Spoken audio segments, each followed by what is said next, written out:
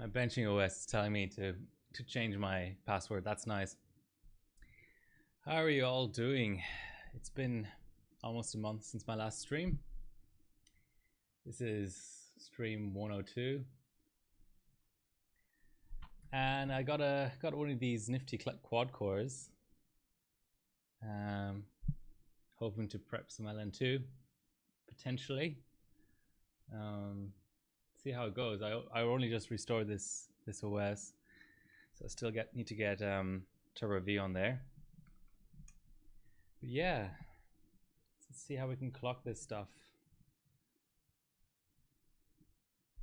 It feels like a long time since I streamed, but I still remembered how to set up cameras and things.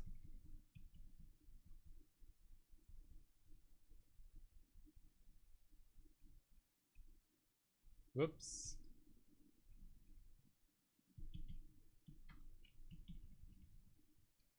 I started off on LN2 mode, so let's just double check that it really disabled itself.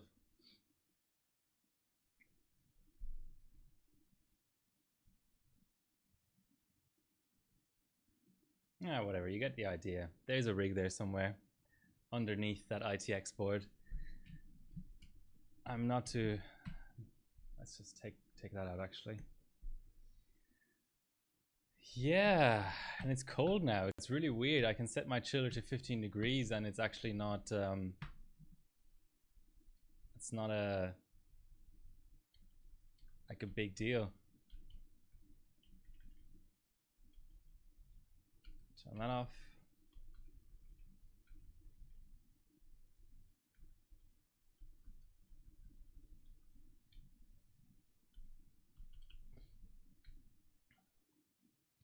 $1800 FCLK, that should work.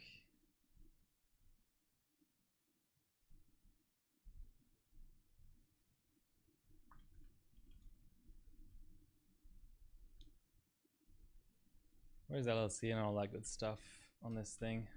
4 should be fine. It's only a quad core, so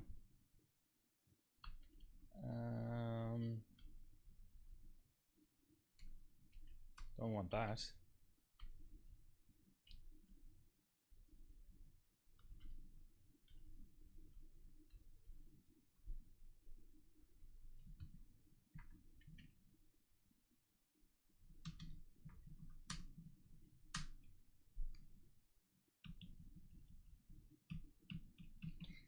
Freezing this weekend, -1 overnight.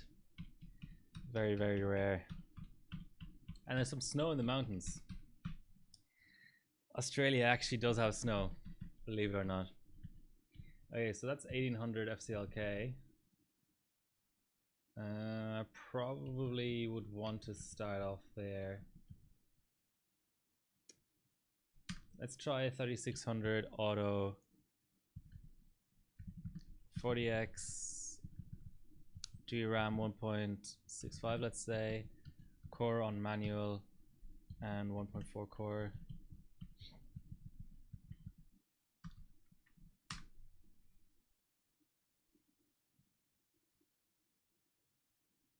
Hey Shmomo, how are you doing?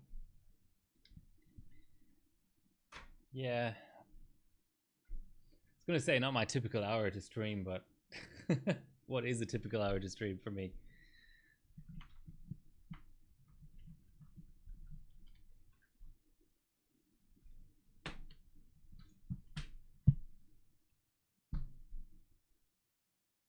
Beermat, welcome, welcome. How are you doing? Hope you're all safe and sound wherever you are. If anyone on the stream is in Australia, please whisper me. I still have some stuff to give away that I didn't manage to give away last stream because it was an LNT2 stream and it's busy doing other things. Oh, CL26 is auto apparently. Okay, that really doesn't. Let's check our maximum. Yeah, we gotta get rid of our maximum. What do people run for? I assume no overkill actually. Oh, Mat 26. Did you just did 3570K, didn't you? If I remember right. Cinebench 11.5. Hopefully I'm not mixing you up with someone else from the UK. Yes. That was a good score. Hey, Warrell? Welcome. So, non-overkill 4K.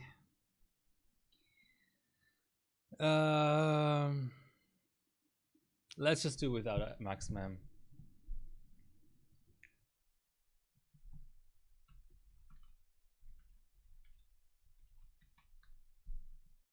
Let's do without maximum. Let's do something sort of moderate, like CL17 or something.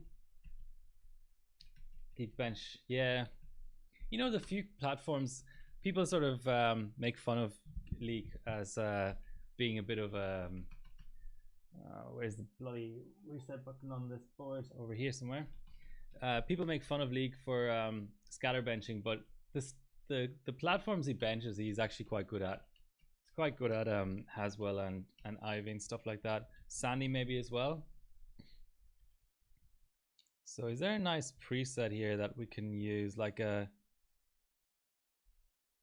what's CL14? Yeah, that should probably work. I want to be able to, so I have some dual-sided here, Neos. I want to be able to compare to the Neos, so I don't want to go too wild on everything that I do here. Let's try that.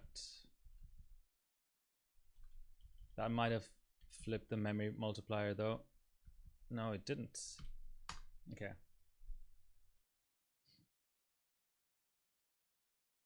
Cleaning a matrix. Well, good luck, Matt. Hopefully it all pans out. Talking about 580s.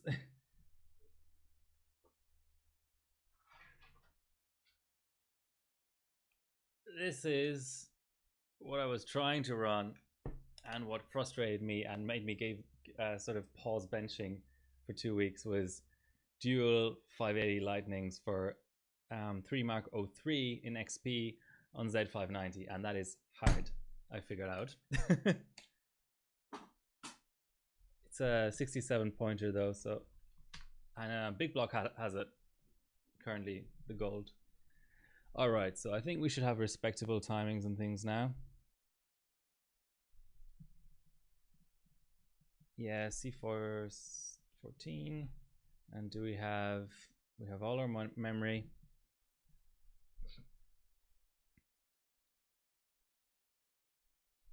Okay, so let's try a real-time run. I don't know if this is really the right thing. And what we should watch as well is these instructions. Sometimes they don't detect properly.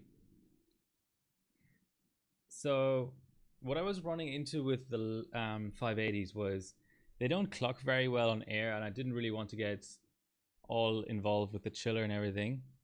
So I kept them on air so that's why I didn't get very far with single card. So then I tried dual card, and what was happening was I'm not sure if I need the SLI hack maybe on XP. I haven't really done much 3D on XP. I mean, I've done 01 single card, but usually, I mean, I like running 03, and that's a 7 bench usually, but on the 580 XP is competitive as well. And the other issue I have is that the tachyon, for whatever reason, is very picky with Win 7.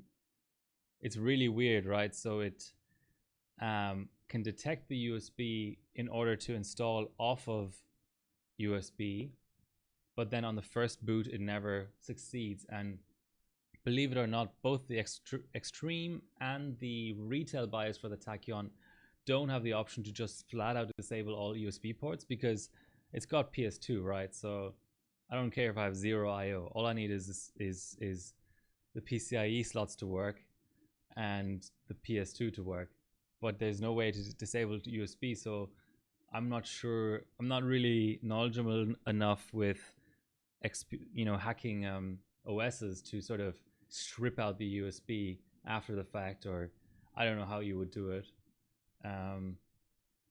So that's I probably put about 10 or 15 hours into O3 on the 580 and got nowhere. So I've actually not benched at all in about 2 weeks.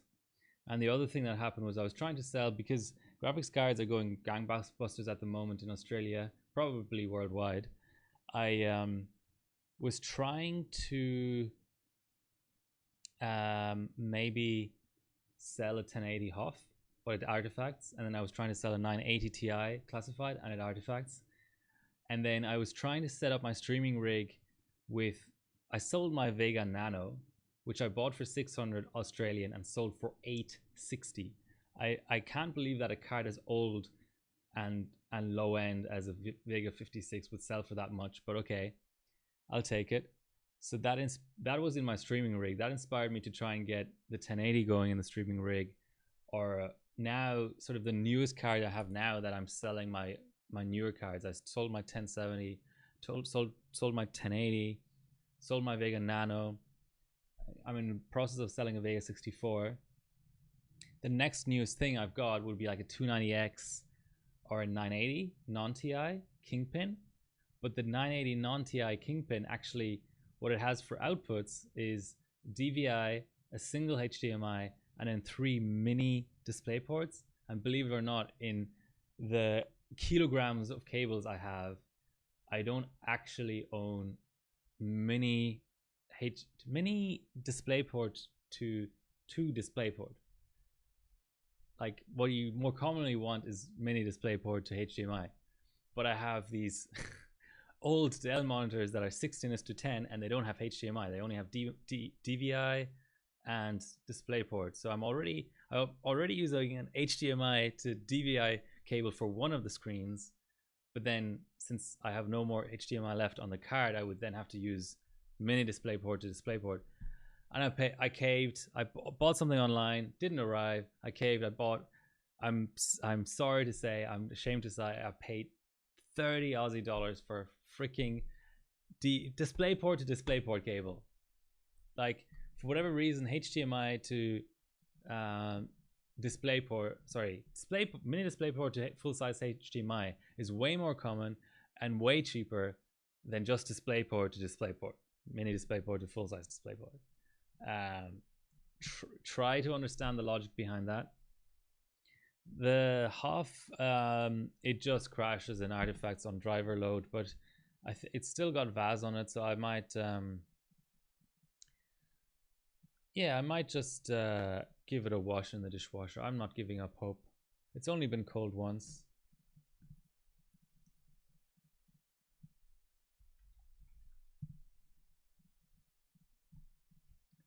So 8.5 or thereabouts. Now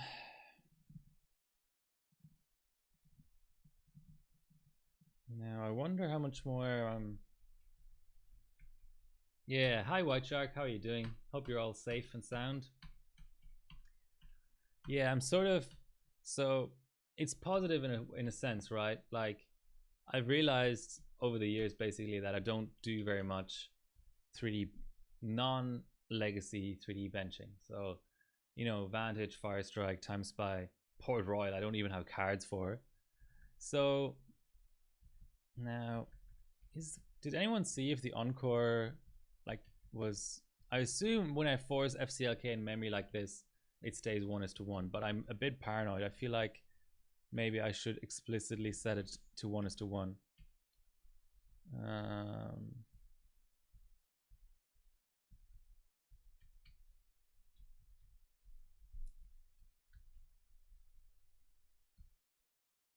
No, this is not how you do it. Okay, what's the next thing up? 1900 is probably dodgy for several reasons.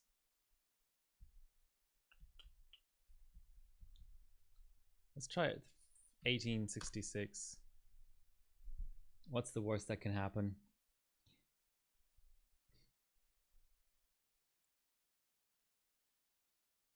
Cracked mem.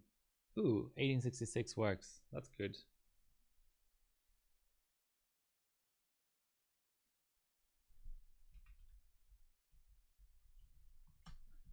So yeah, I basically couldn't start my streaming rig easily because I don't have a DVI to DisplayPort adapter either. That's a weird thing to have. So like the only way not to use a mini DisplayPort on the Kingpin would be to have straight HDMI and then adapt DVI to something, or I guess, I mean, I could have, yeah, there's a few ways of doing it, but basically I what it boils down to is no, I just caved and bought the damn thing. Okay, so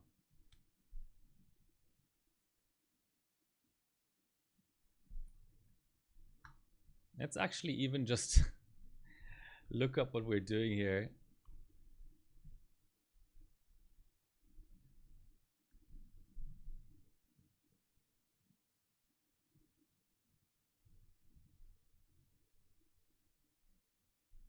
So it's good to be back though. Hello internet, or probably more likely hardware bot. Let's do this. Please load the page. Okay, so 4K, where's our 4K? So no surprise, we're many FPS away from number one, but let's have a look if they so there's yeah, there's 6 competitive LN2 scores. That's good. Of course the hardware rankings are bugged. Let's see what they're doing on LN2. 19 points, so 8.5. Oof. To be fair, I'm 500 away from these people, so but let's check the worst and the best score. So Blue Fiber, Windows 10. Ooh, they do run Overkill. And I think, yes, I need to enable cache 64. So what Blue Fiber, so I don't know if people are aware, but there you can customize the CPU instructions used by the X265 benchmark. And what you can see here is that Blue Fiber is using everything that I'm using. Oh, actually he's disabling some. So that's interesting. So he's disabling FMA 3, LZCNT, BMI 2, and is enabling cache 64. But I don't actually remember though disabling those making much of a difference in terms of efficiency. But for sure cache 64 is a big boost. So I'll enable that straight away. Now let's look at the worst score. Is this, I'm a bit confused. The 3000 series, it's interesting that they're doing 4.5 gigahertz. So this guy is on the stock instructions, but 1866. Okay. Hi Kanzai. So yeah, if anyone on the stream today is in Australia or New Zealand, please whisper me if you feel like you want some Aurus merch, like this bottle opener. I think it's just a plaque, like it's a something you just sit down as decorative, but it looks like a bottle opener to me. You know, being a beer drinker, what's the expression, to a hammer everything looks like a nail? Yeah, so okay, so that's interesting. But actually, what is the top guy doing? Ooh, low encore. What's a good I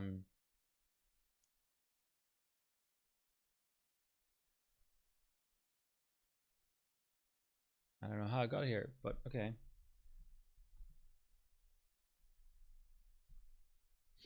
Okay, ever so slight improvement. I'll save all the files. The only issue, really, the only slightly annoying thing is that you know, you don't have the screenshots for reference. So you'd have to load up the valid file if you wanted the screenshot. But I have a fair idea of what I'm doing with every run, I think I'll be able to remember. So that was a very, very slight change actually. So next we shall add, the only problem is when you go to custom, you end up having to re-enable everything. So let's do the same as the other dude. So MMX2 SSE, where's SSE fast? SSE3. Oh, not triple SSE. Oh, actually, triple SSE. Interesting.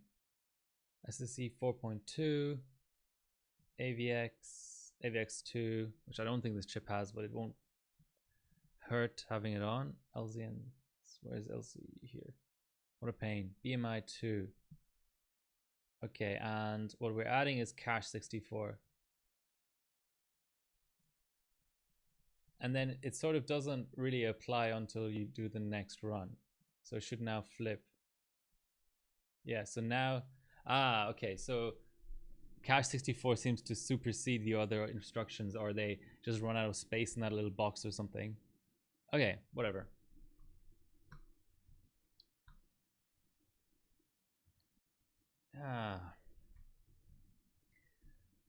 But it's interesting that everyone is using Overkill on a, I always thought that 4-core 8-thread, 6-core 6-thread, those were still non-overkill, and then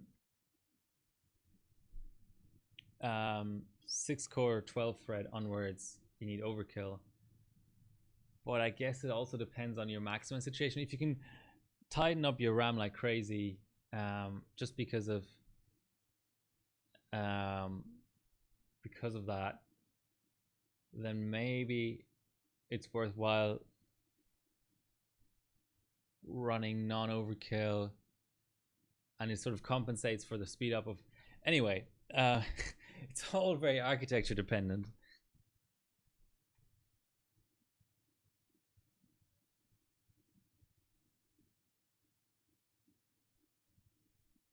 So it does seem to be faster. And Matt, feel free to post any updates if you're getting places with your LN2 overclock. I haven't done ambient in such a long time. It's kind of, well, I mean, I did ambient off stream, but on stream I haven't. So let's check Geekbench.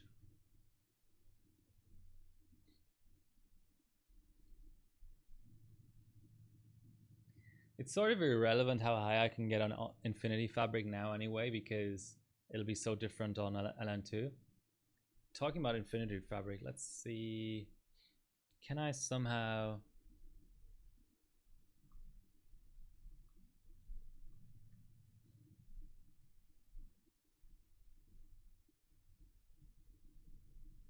It's a shame. That's the problem with Facebook, is the fact that you kind of have to be signed in to actually be able to see stuff. But someone posted earlier on Facebook, a French overclocker, this idea of, man, how can I... Maybe I'll just direct link it in chat, because I don't really want to log into my personal Facebook here on the streaming machine. Okay, so let's see if this works. There's an overall post. There's many pictures, but there's one overall post. So if I can direct link the posts,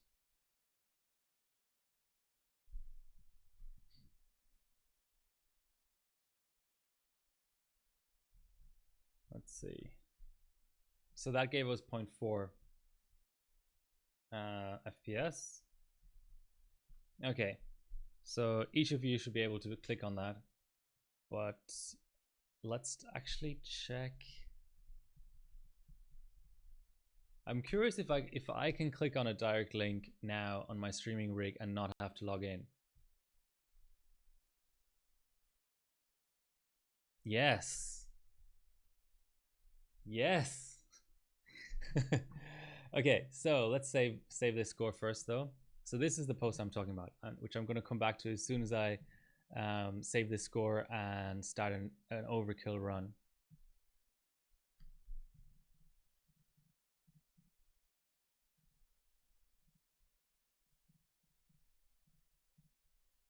Alright, so literally same settings, but a very high overkill. Okay, so here we've got it. So this experiment ultimately did not work out, but it was a great idea because Ryzen 1000 and Ryzen 2000 series were manufactured with chiplets and an IO die, all in the same process. 14 nanometer for 1000 series and 12 nanometer, both global foundries for the 2000 series. That means they didn't have a cold bug. Ryzen 3000 series is different. Ryzen 3000 series was made on TSMC 7 nanometer for the cores, for the chiplets, and Global Foundries 12 nanometer for the IO die. And that combination somehow, or maybe the upgrades to the Infinity Fabric, or anyway, the overall change in the architecture resulted in an FCLK dependent cold bug, which I'm sure this chip would have too if I was running it on LM2, which means I am now doing 1866 synchronous FCLK on ambient. There's a chance that at full pot, this chip won't run 1866 FCLK no matter what I do in terms of LN2 mode, in terms of blasting IO voltage or whatever, sock voltage, sorry. It just won't do it. The theory behind it is, okay, for whatever reason, this 12 nanometer IO die, which is under the CPU IHS, does not like full pot, whereas the cores do full pot, basically, for a given Infinity Fabric speed, FCLK. So that's why Newell milled out this piece. And can I click on it? No, maybe not. This is just an embed URL, but you should anyway. Yeah, just look up this guy on Facebook. I'm sure his posts are all public. So he milled out this piece of perspex in order to have good contact only on the cores. So this is a 6 core, so the area with the cores is quite small. I don't know how he determined where these cores are, but okay. And then the idea was to have a temperature delta such that the rest of this is not at full pot, while your pot and your cores are at full pot. It ultimately didn't. Ooh. Oh, here we are at the FCLK fixer. No, I don't want to create an account. Damn it, Facebook. So if I click in, that's the whole idea behind this. But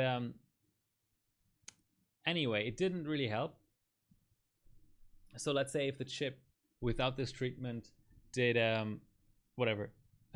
2000 FCLK on ambient and 1800 full pot, it obviously still did that. It still had that delta in what full pot it could do, what FCLK could do full pot versus what it can do on ambient. But he's still working on it.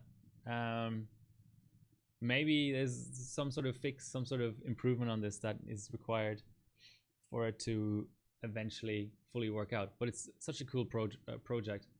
And yeah, this guy has been around for a while. Fun fact, the first time I was doing LN2 overclocking seriously, which was on a Ryzen 5 1600 back in 2017, I was trying to beat this guy in Cinebench 15. So I guess it would be under hardware points. Hey, speaking of the devil, welcome. I'm really impressed with your with your idea there. Oh, it's not even in the top higher points. Anyway, we'll get there. So, Summit Ridge. Maybe you can speak more about what happened if you feel like it. But it's a really cool idea. I'm impressed. Hoverbot is slow. I thought they were doing upgrades in order to make it faster.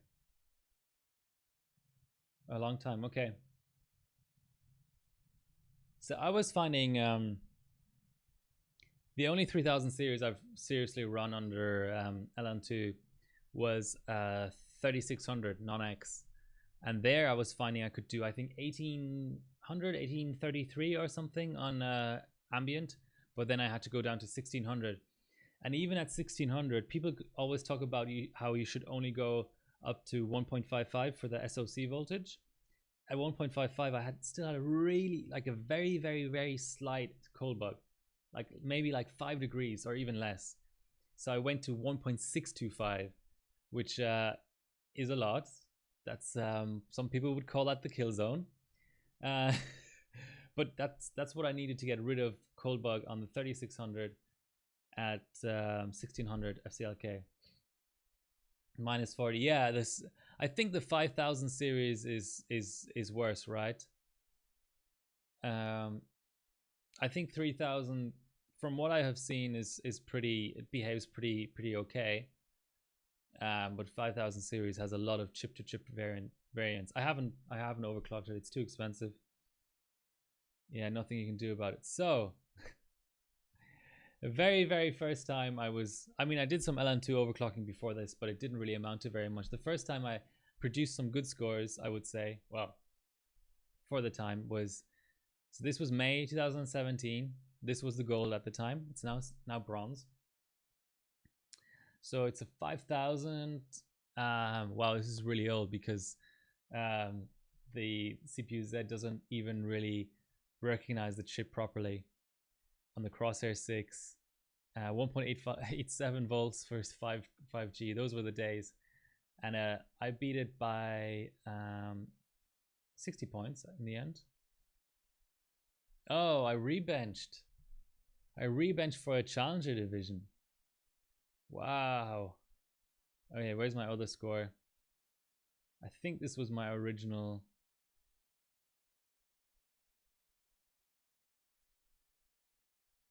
Yeah, so this was at PAX 2017. I did like 10 hours of benching like this. I was constantly hair drying my RAM because I didn't have a socket heater yet. It was crazy. I didn't have a torch yet either. Thanks, Harabot Team AU, for the unlimited LN2. C6 hero. C6 hero. No, Neil, it's a good board. It's the early biases gave it a bad name, but the board was amazing. Once at launch, yes, there were a lot of problems with all kinds of things, but like two months after launch, it was such a solid board. It never gave me any issues. So 8.9. So I got half of a thing, half of a FPS out of it.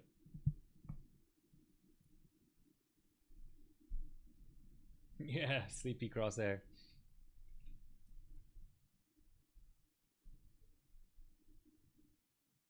There you go, sleepy crosshair.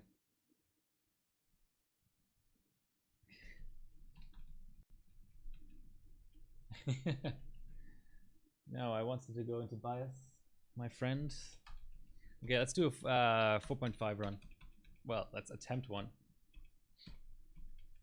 So that's why, like, Ryzen is my first love in overclocking. It doesn't, you can't, when I pull down a 1000 series Ryzen, I just get so nostalgic. It's unbelievable. I found so many other platforms now that I have a special appreciation for. You know, Bulldozer, AM3 Plus, AM3. Those two are really, really, really special. On the AMD side, otherwise, I mean, I like FM2, but it's just the problem with it is there's no competition, you know.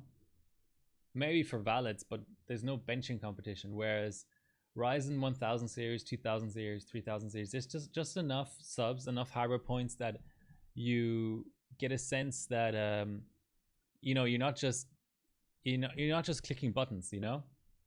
Like some platforms are so wildly underbenched that you're just clicking buttons. You're just pouring and clicking buttons, and then oh look, 15 golds, you know. Whereas 1000 series, like, there's stuff that is brutally hard, like brutally hard to actually get, like really, really, really, really hard. Not as hard as, of course, let's say Downcops 4770K 32M on cold memory. I appreciate that. I mean, AMD for sure has less benching than Intel. There's no denying that. But there are scores. I'll just show you one. I spent a lot of time trying to catch blue fiber for this score.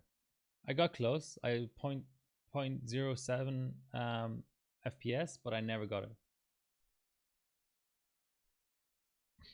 Matisse Vermeer. See this? This is competition.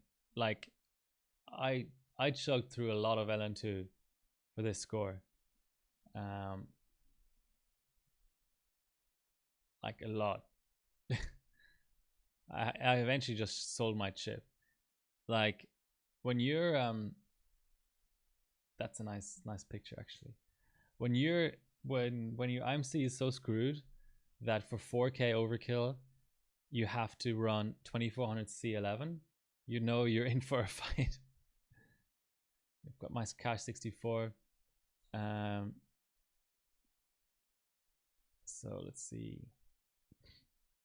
I think I was just missing the I was missing the RAM clocks on full pod for this. Everything else is the same pretty much.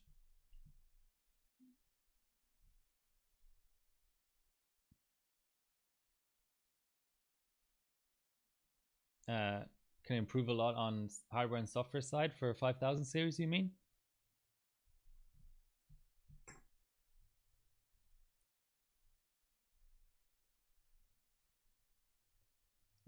Let me, this would have been a good yeah.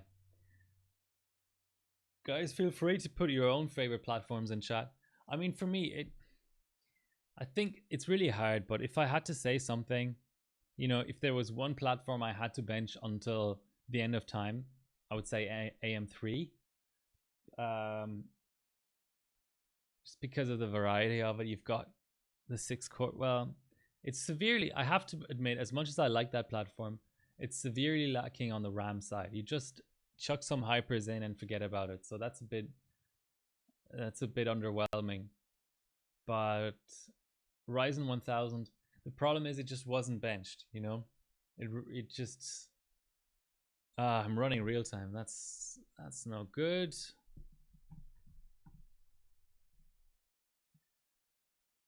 That is very much not any good. Massive desync between the threads there.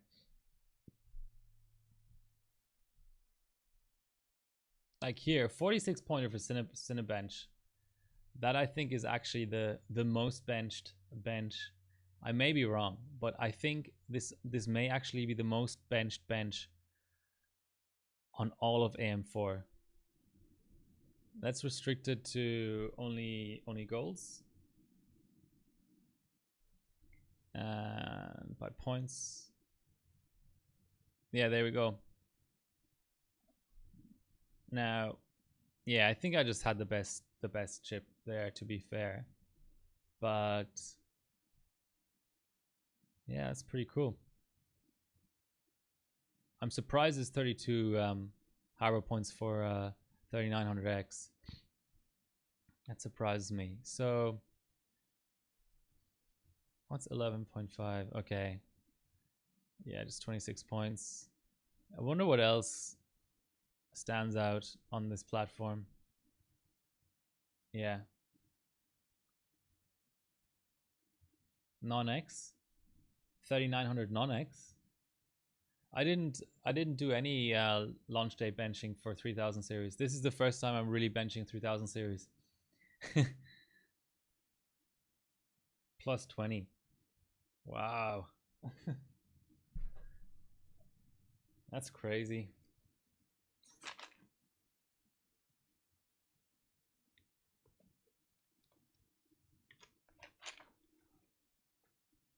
That's like Phenom,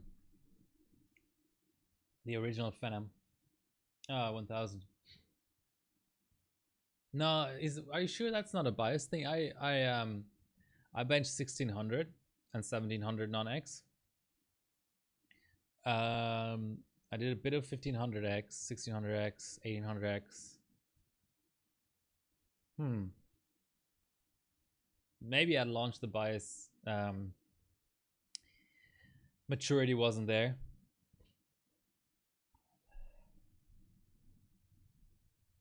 Yeah, I'm a bit annoyed with the Windows 7 issue on Tachyon. It's a mad world we live in when a board has Windows 10 and Windows XP support, but not Windows 7.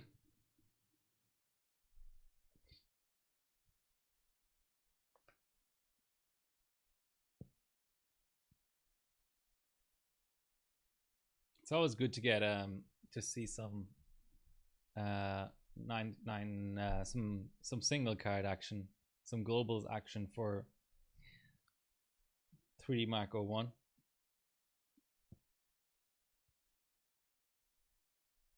Yeah, 100 BCLK though. That's not gonna get it done. What's wow? OGS is only 21st. 2016 must be 6700K. Yes, 6.5. Also no BCLK.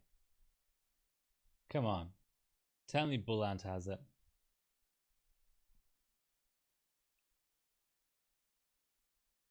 Here we go. This is what an 01 sub looks like. You hold run. You have to push BCLK. There's hopefully I'm remembering this name right. So it's confusing because there is an internal clock on Intel called FCLK. So also called FCLK, but very different to the FCLK I'm talking about here on Ryzen 3000. And usually you can't adjust it. So I think the two multipliers, I could be wrong, correct me if I'm wrong, but the two multipliers that are usually exposed in XOC boards like Gigabyte and Asus is the 800 and the 1000 strap. And after that, it's all BCLK. And there's 7 subtests in 01.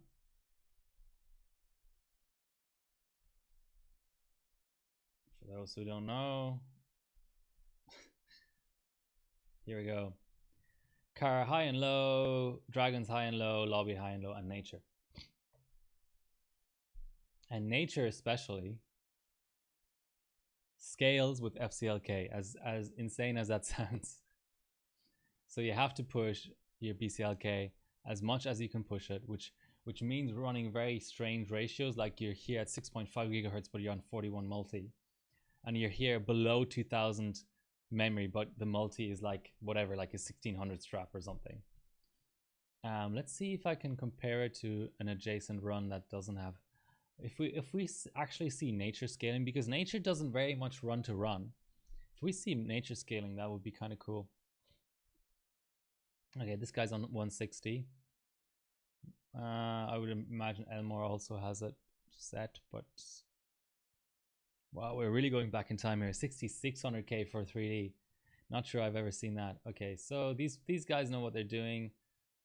Okay, maybe this is an imperfect comparison, but we have another 6.5 run.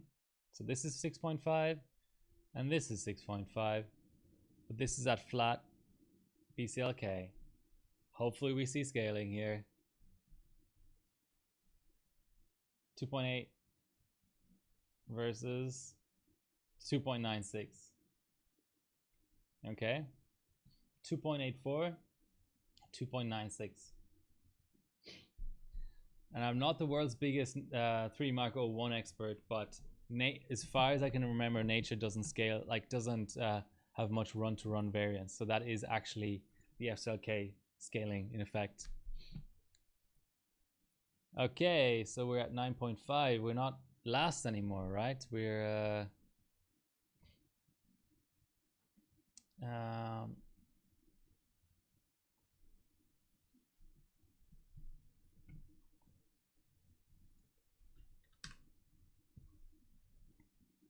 okay, so we've passed all these people.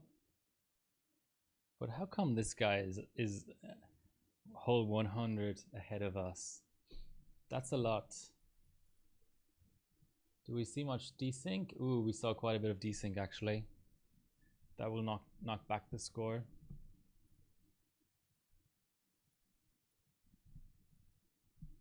No, I don't. That's not. It's not what I want. I want this. For consistency's sake. So this person is using Windows 10 on normal.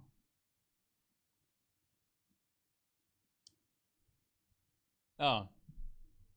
Okay, let's do a cache 64 rerun now. Maybe that.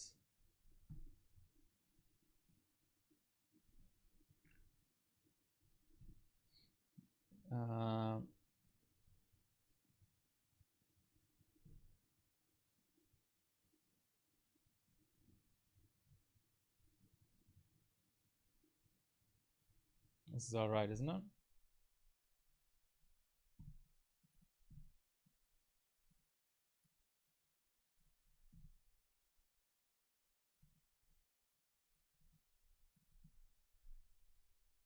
Okay. Should have shown that, but okay. Yeah, because that would be a worrying sign if we were behind some random ambient bencher. Could be just that Windows 10 is faster, which I hope it isn't.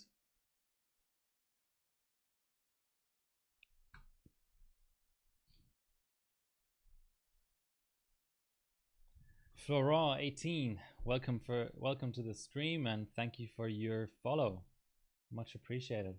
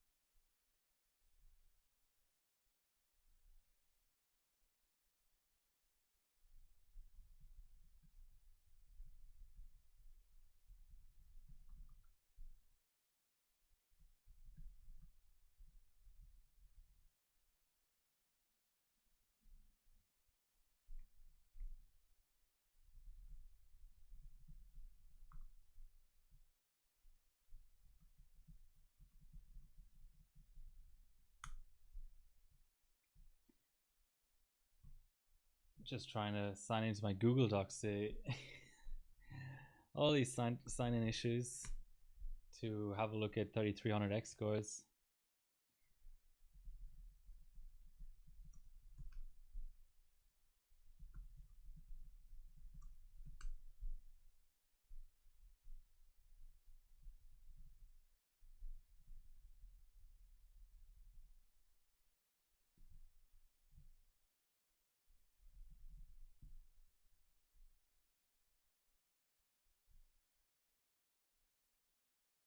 Ah, back to work. Okay, thanks for dropping by. Hi, Paladin.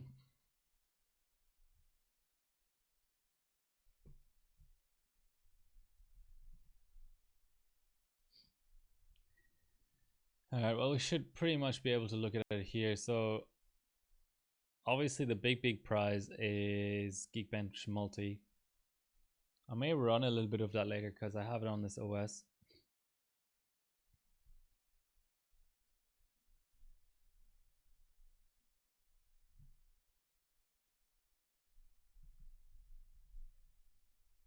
So this is actually Tukuku. Is global first.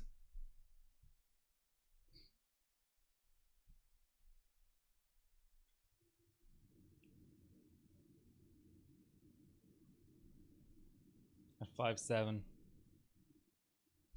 Let's see what a bad LN2 score gives in terms of globals. It's always nice to know.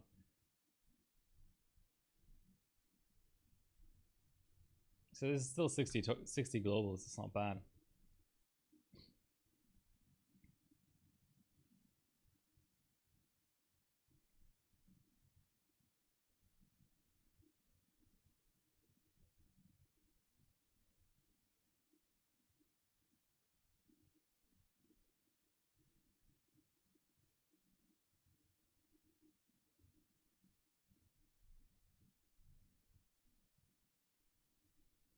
Just downloading Turbo V.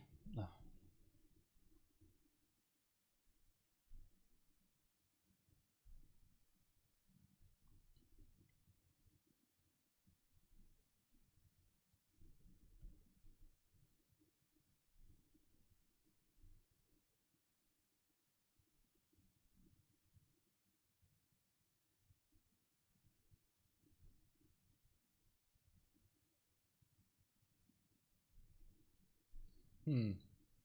My OBS was just telling me that the stream went dead, but somehow it recovered itself.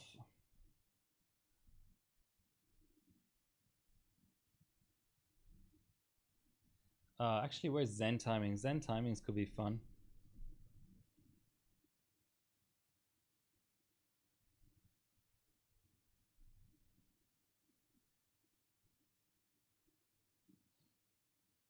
Nearly there, 80% done.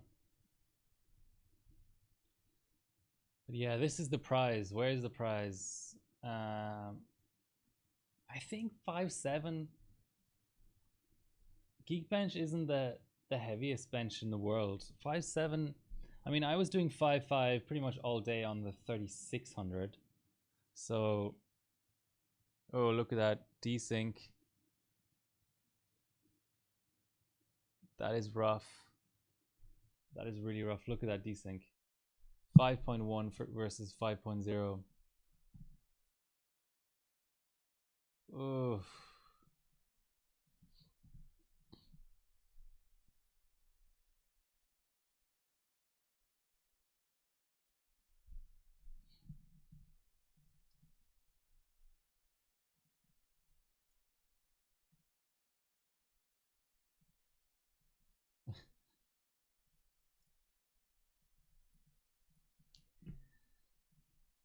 Okay, let's quickly try something.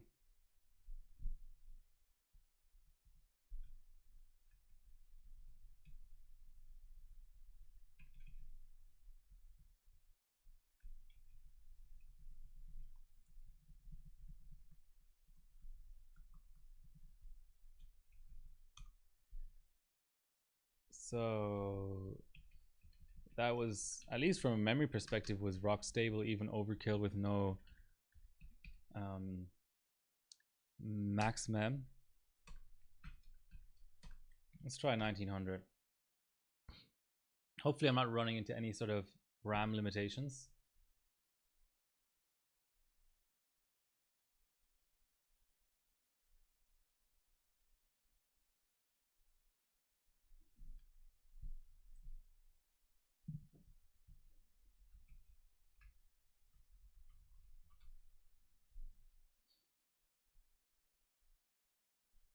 Yeah.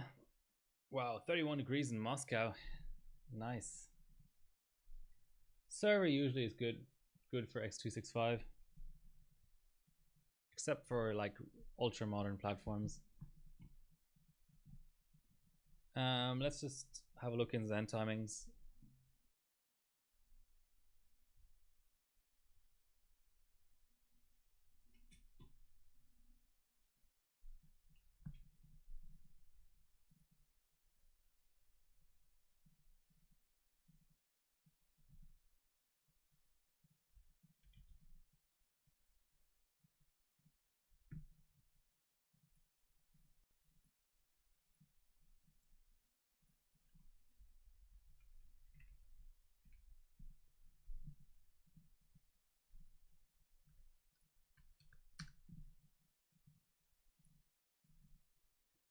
So it is confirming completely synchronous M clock, F clock, and U clock. That's very nice to see. So TRFC, let's just do a run. Hopefully without any desync this time.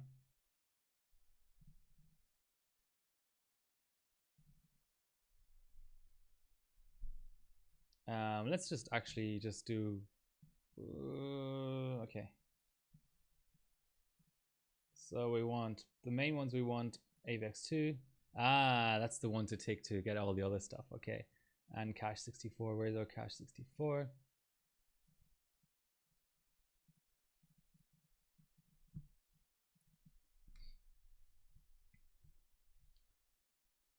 And that's, I mean, the extra 33 F clock. Not sure how much that's going to help us, but let's see how it goes. Yeah, so 31 degrees in Moscow, about 14 degrees in Sydney.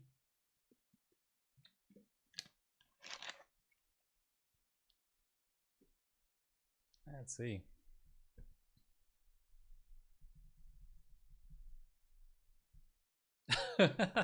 I guessed that. I didn't look it up earlier. That was just a complete fluke. Please believe me.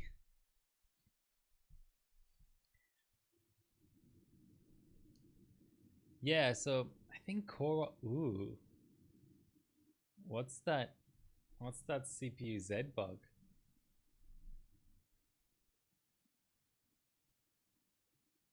That is very strange.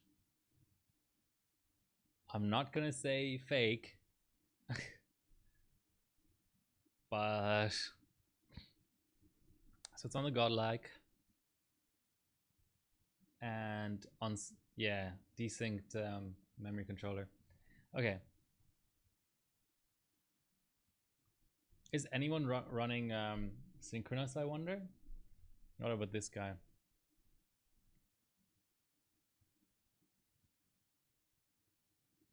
No. Okay, everyone's just using the 2-to-1 strap, it seems like.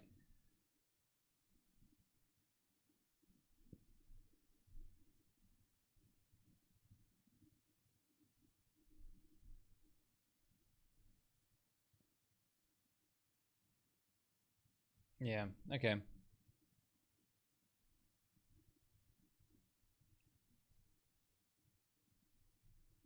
What's our mate Chispy up to?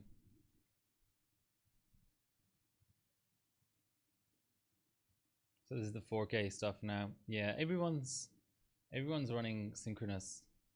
So 1900 on single stage. That sounds reasonable. Let's actually look at what our first LN2 score. What's the highest FCLK people have run? Really low. Oh no, not the global ranking, the hardware ranking.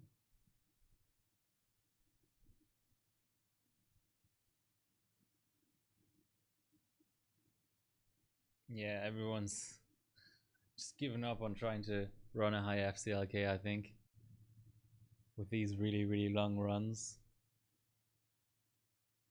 1150 sounds brutal.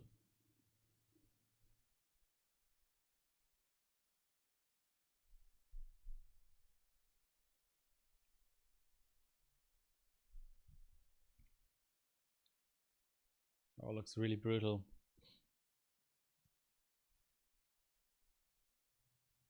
I hope there's not going to be a ton of people running the new iGPUs that are coming out, the 5350G or something, or 5300G. Incidentally, here's my global results. That's my target. I gotta improve on this. 6.1. Okay, hopefully that's not gonna be too hard. We wanted to have a look at the geek stuff. So here is the score Matt is trying to beat. I have a single stage run. God, it's really bad.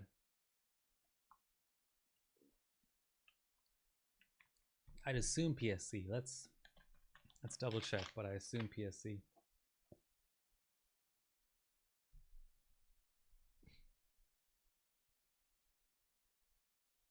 Yeah, PSC at 2600.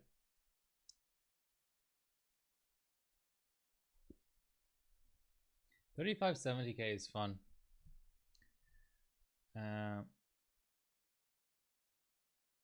19,390. Okay. Oof. Is there any particular region you're scoring lower in, like memory, floating point, integer? What I'm trying to say is, like, are you able to do 2600, 8, 12, 8 and get roughly the same memory score, or is that lacking? And you're trying to overcompensate with like 6.4 core or something to get higher integer, and I guess floating point as well to a lesser degree. We still have massive desync here, by the way. 7% desync.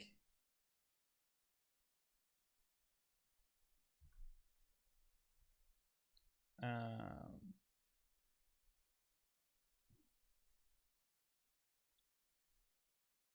5,900 mem. Yeah, that's quite a lot. 200 points is a lot to try and make up. So you can't set 2600, or you can't pass 2600. First score with 10 FPS, by the way. I don't know why that gave such a massive boost.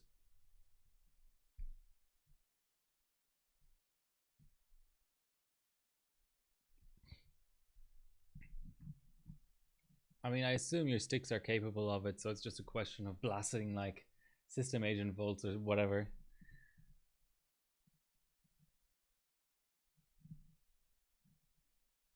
Yeah, it was weird, that little bit of scaling from 1866 to here.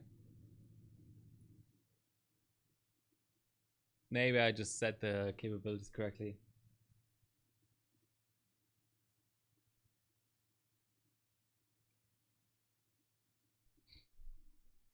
Okay, trying to remember how IV works. So I think there's a 2600 and 2666 strap, and then the next strap down is 2400 if I remember right. So if you're not able to do the 26 strap on lower BCLK, then you're kind of stuck. Oh well, you're cold, and the max core multi is 63, so you have to do BCLK anyway. So you would be, I guess you'd be on the 2400 strap or lower anyway in order to be able to do the core. Yeah, that's okay. That starts to get messy. If you're on a bit system where you have fully unlocked multis, like, and half multis, and then can freely determine your memory using memory strap and memory BCLK, then that's easy. But when you're also somewhat reliant on BCLK to get your core speed, that starts to get tricky.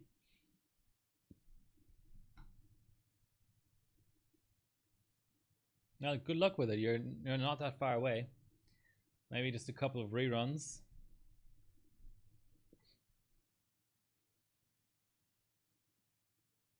Okay, so what are we doing? 10.00.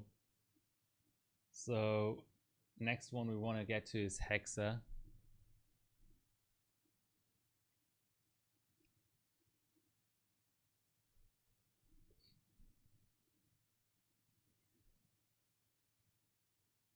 I don't have much. I can't really help that much, to be honest. I don't have much IV experience. I assume you've gone like, intuitively I would try up to like 1.6 SA just in case that helps, but it's your chip. I don't want to tell you to do things that might endanger it. So this is really interesting. This guy is quite tight on the memory and stuff, which you can't see, but here you go. CL12 memory. And non-overkill. Ah, I see, said the blind man. Okay, not to worry. let's get our Turbo V installed.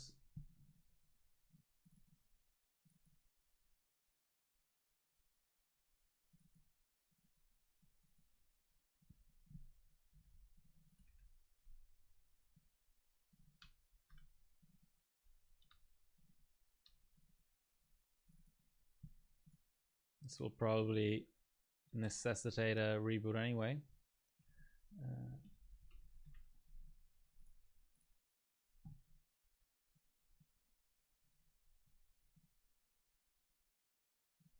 I'm tempted to try 1933 FCLK.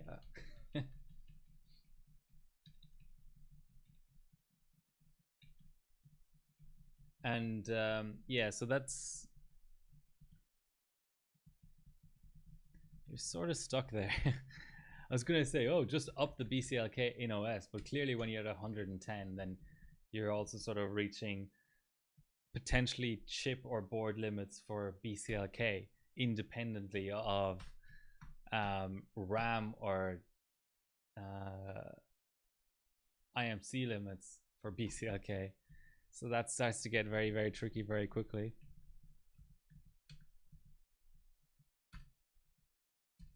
Why doesn't it let me do...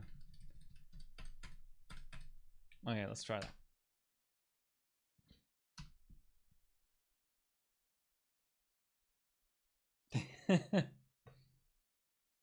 I mean, the other thing is, it's not completely out of the realm of possibility to run PSC at like 712.7 at those high speeds. Just get a fan on there. Okay, I think 1933 is a no-go.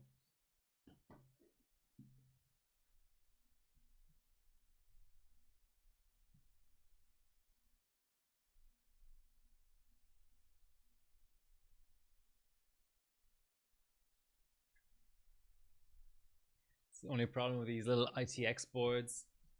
The safe boot button is quite small and easy to miss.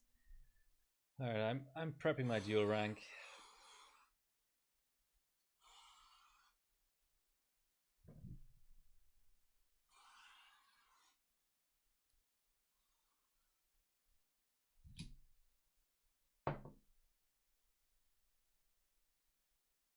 Oh, memory pod. Okay, I need to somehow fully clear the bias.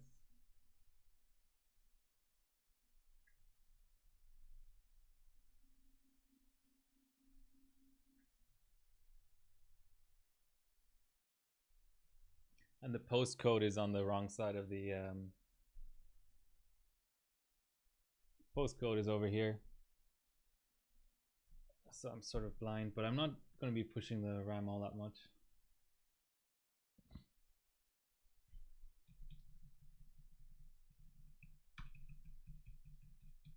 Come on, board. You can do it. 1900 is pretty good though.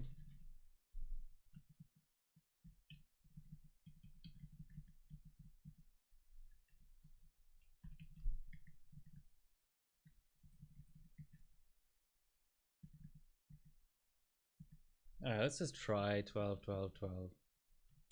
What's the worst that can happen? Call me Tim the Enchanter. Yeah, absolutely. So basically this is what's called competitive overclocking.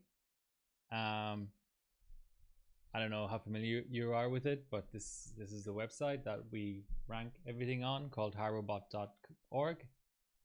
Yeah, and it's just trying to get the best scores in particular benchmarks. Yeah, and the rig that I'm running is you're familiar. That's good. This, so that's what I'm running. So the 3300X, which is a Ryzen CPU, which is the best since Hyperbot ranks things in certain benches in core count. It is the best 4-core chip for some benchmarks. Posted in safe mode. So yeah, I'm just sort of working out one of the benchmarks that's ranked on a per core basis is X265, the hybrid watt bench. I'm about to run it once I get the system stable.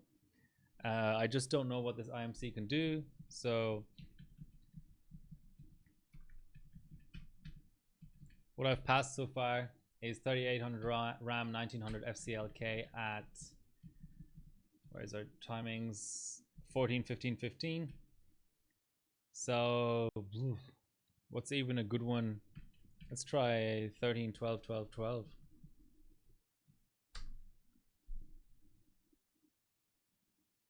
Yeah, BDI is the only RAM worth running, really. I'm trying to think. Ooh, that worked. For like very obscure benches, other RAM is good as well. Okay, so that worked.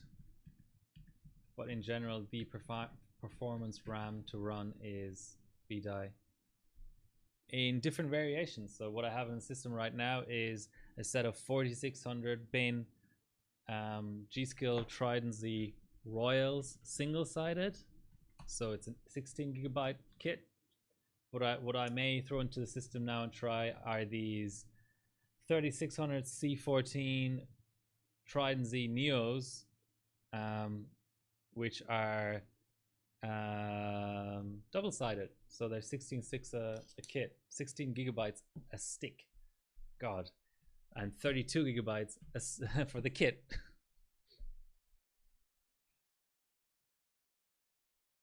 Yeah, 1933 didn't want to post. I haven't actually played around with the SoC voltage, but I didn't.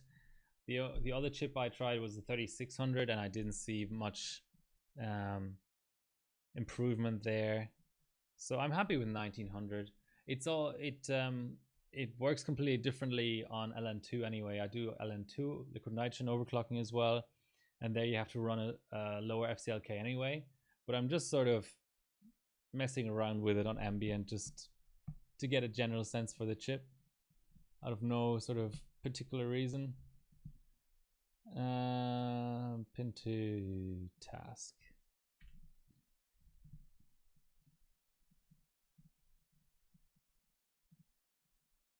Does this work? Oh, it works. Okay. Okay, let's try these new timings on. So this is the bench. I don't know if you're familiar. You're familiar with HarbourBot, but this is the bench. It's called HarbourBot X265. It does an encode of a video. There's two presets. There's 1080p and there's 4K. And 4K is the benchmark that gets all the points. So I'm running 4K. Let me do a real-time run just for the purposes of demonstration. So this is a so-called well, that was fun. Let's copy over a new copy.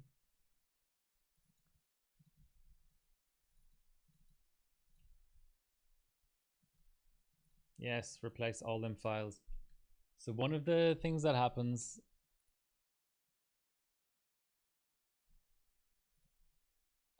okay, so I think our memory is quite unstable because it won't even do file copies anymore.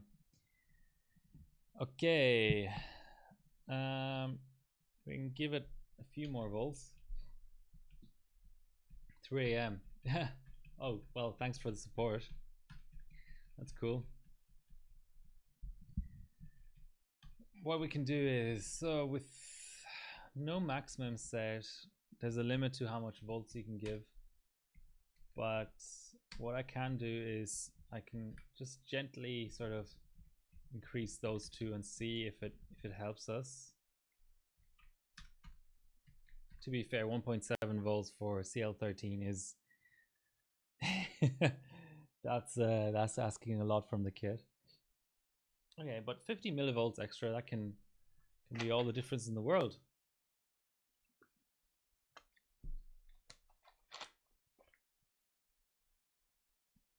So not every benchmark, I mean, I was about to say not every benchmark benefits from dual-sided RAM, but that is factually incorrect, because for a given condition, for given settings, every benchmark is likely to benefit from dual-sided. But it's a trade-off, because dual-sided may not clock as high. And a given benchmark, like Geekbench, for example, may prefer high memory clocks over low and tight. So Geekbench 3, for example, is not really worth running on dual-sided, but X265 4K is worth running on dual-sided. So that's why I'm hoping to swap in the other kit in a minute. Is this going to launch? No chance.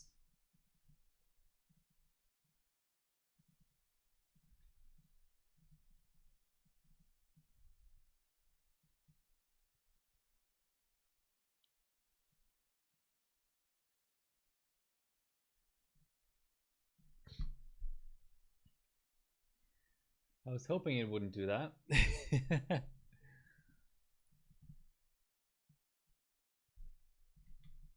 All right, let's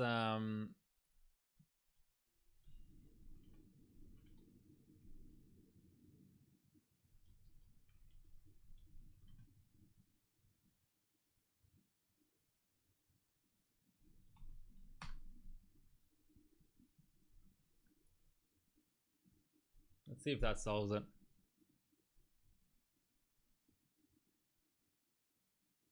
Then I won't be able to run Overkill anymore, but it could be some sort of corruption on the stick as well. I've had that before.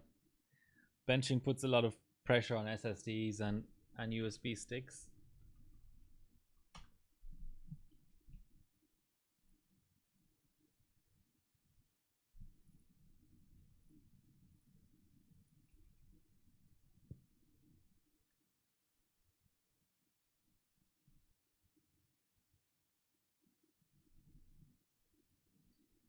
Okay, so now we're firmly in non-overkill territory. I'm just gonna leave the window open to make sure we're not. Well, we'll see it with the score actually, whether we're running out of memory. Not as much as mining Chia.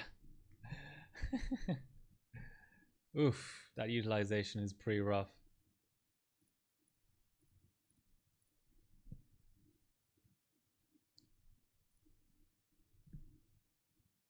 Okay, that's too much. Okay.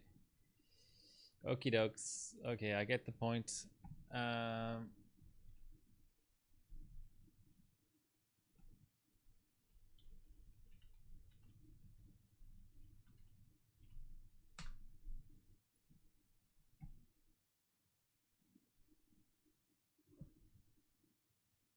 See if those extra 500 megabytes make the difference.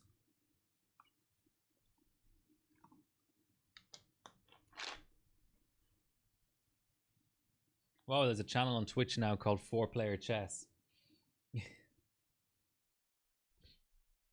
I wonder how that works.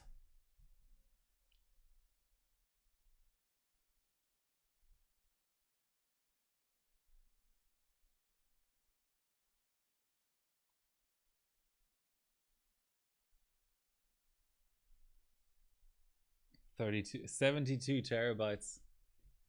That's a lot.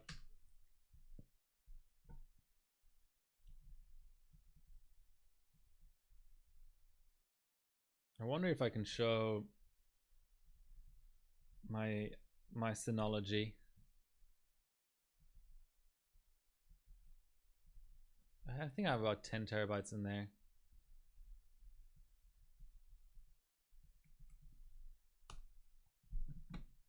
So how is our RAM looking? Okay, so we've 3.2 RAM. That's probably still not enough.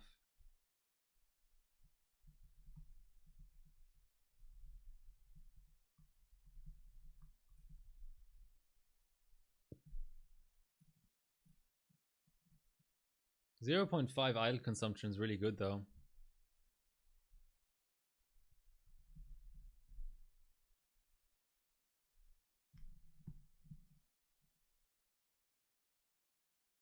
Okay, let's try. We'll see immediately if it runs out.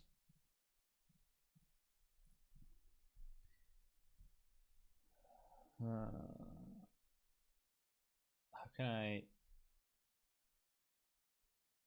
Okay, that seems to be fine. God,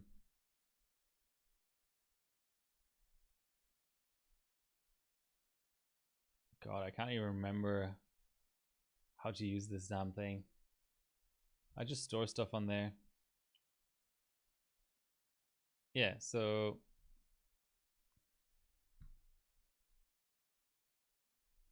that's my home NAS. 2x6 and 2.2 times 4 with one drive redundancy, which makes it a 12 terabyte NAS.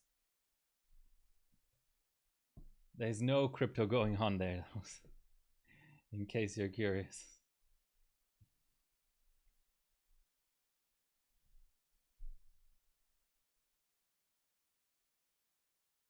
Yeah, but I mean, look, crypto is like the Wild West, right? Everyone's trying to make money.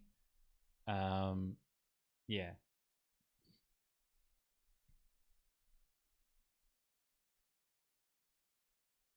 It needs to get regulated more, even though the whole point of it was not to be regulated. I'm sorry to say, but it needs to be regulated more.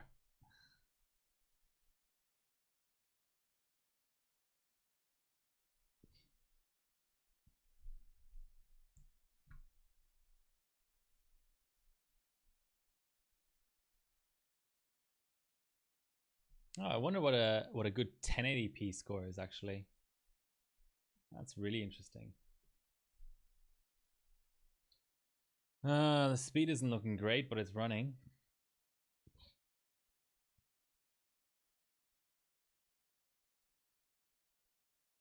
I could run it off screen. That sort of balances out. Not before 2029. What's special about 2029? Yeah, let's have a look. 50 FPS.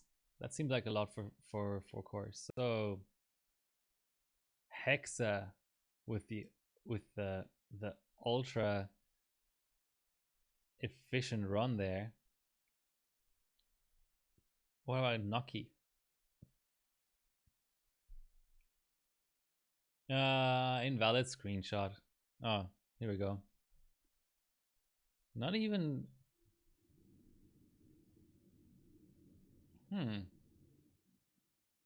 Maybe I'll be able to take this.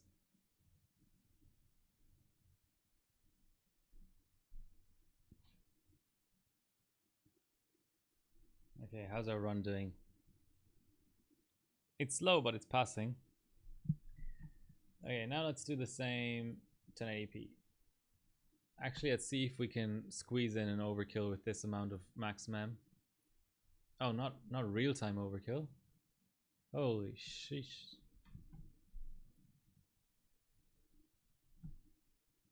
Very high. So our target is 45. That looks slow though. It may be saturating. Ooh, not at all. That's weird.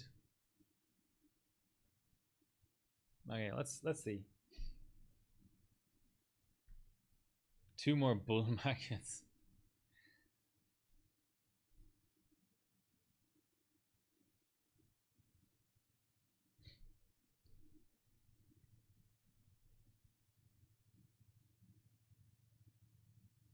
This guy's at 47.5 though, so yeah, let's do a few 1080p runs to see like the max we can do in terms of core. I'm almost sort of running my chiller just to keep the room warm, but it's not helping because it's so cold that the chiller doesn't have to run all that much.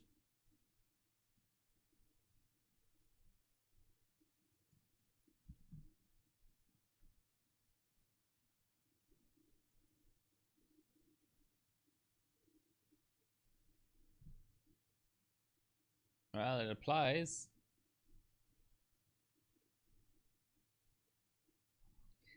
Ooh, insta crash.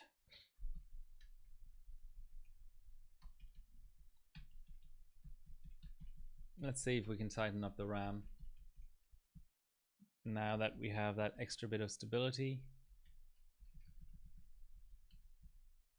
I think with a moderate amount of maximum set, we should be able to run higher VDIM. Where's the brutal stuff? Where's the... There is no brutal beta preset here for some reason. I mean, we should be able to do 12, 11, 11, 10 even. But let's try like this. Maybe the... Nah, at 1.85. Actually, I have some diagnostic LEDs. That's good. We can also still do PCLK. Okay, I'm down for this. I want to see 45 FPS.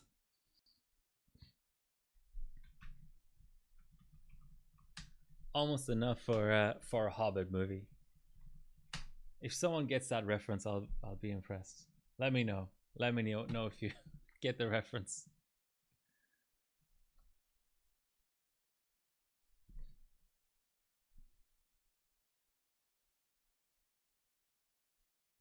Memory settings very special. That's part of the challenge. That's part of the charm of overclocking.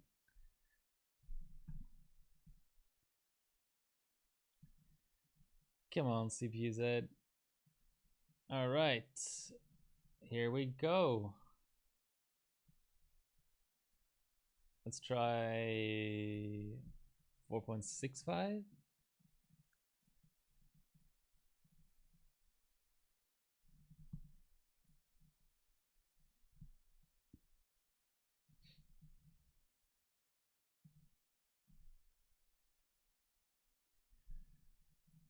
Okay, very high overkill. Let's do our features as well. Custom AVX2 and cache 64. Ooh, I don't know if this chip is any good.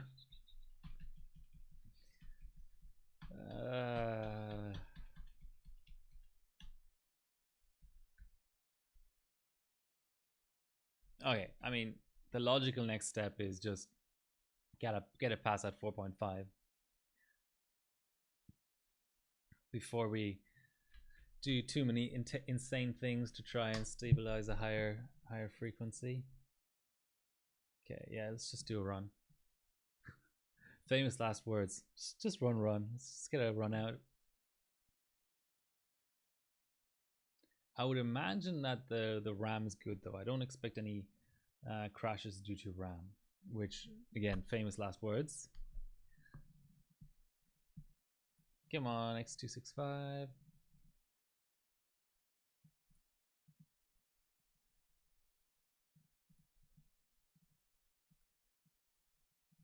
Oh, that was dumb.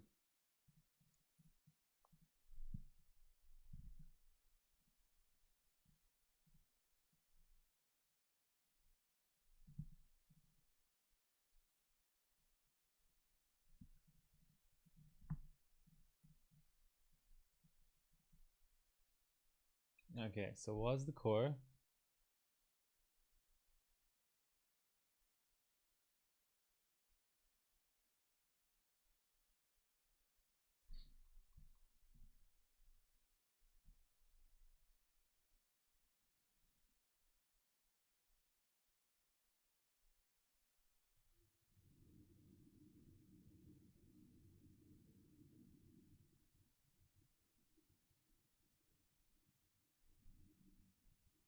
I wonder what my next stream's gonna be.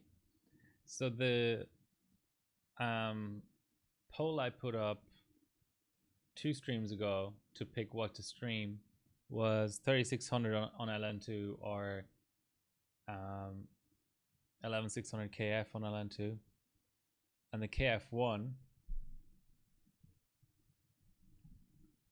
We're already at 43 FPS and we're 200 megahertz down.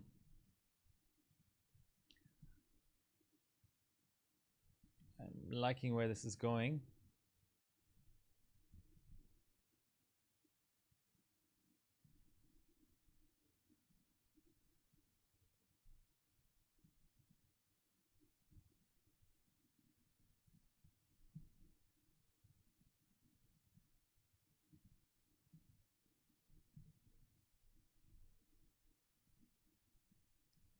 Okay, surely we can at least do 46.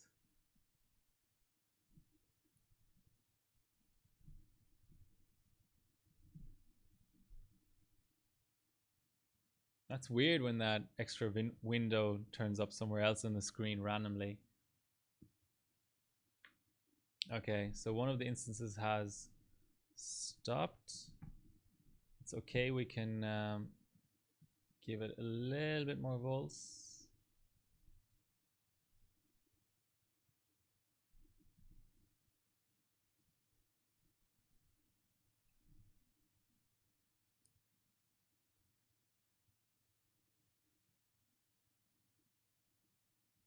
Oof, it's not a good chip, is it? That's rough.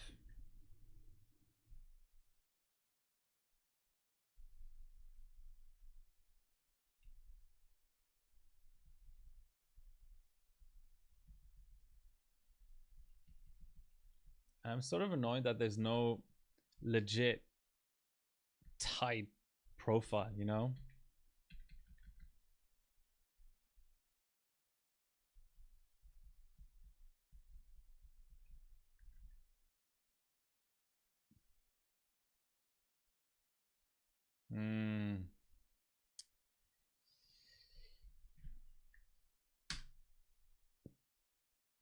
We can still up like BCLK by one at a time or something.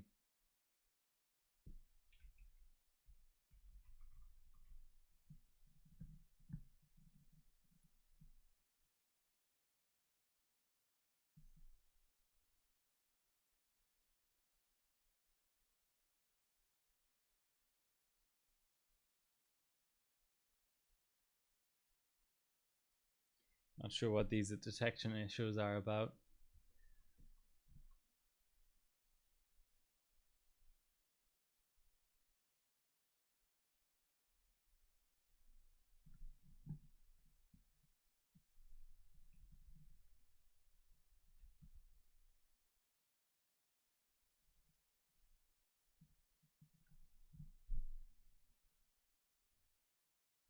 Insta reboot. And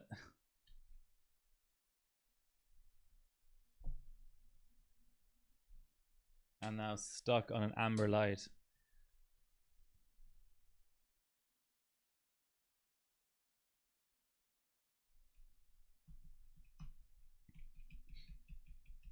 Okay, let's just try 101 BCLK from boot then.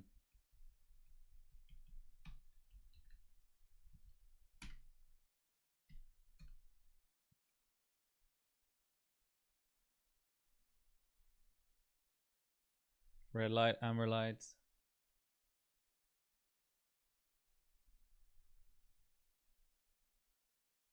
Okay.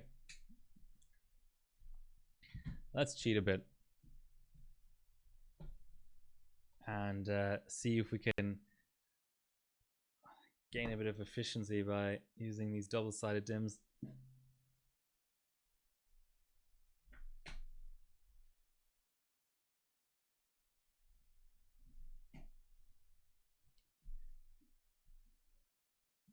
There we go.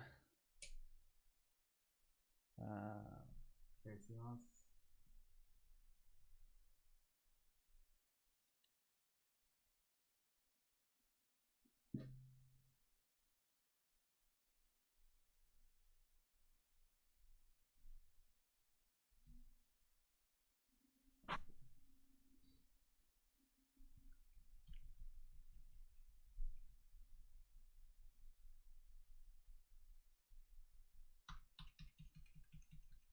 White light, green light.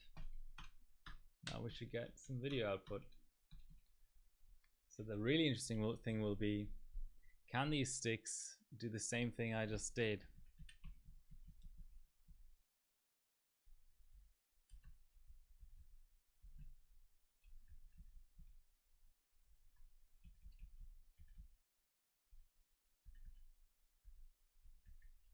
I mean, we can give them 1.8. Okay, that should be like a primer.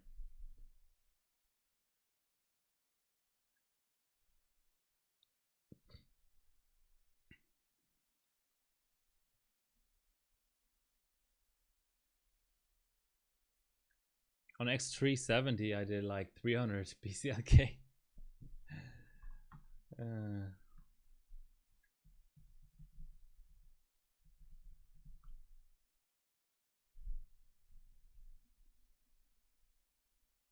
Hey Bullant, how are you doing? Just clocking a bit of Ryzen.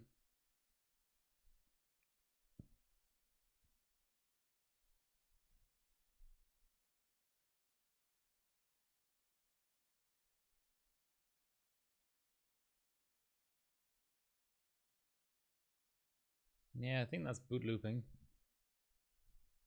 I lied. It wasn't 300 BCLK, it was 200 BCLK.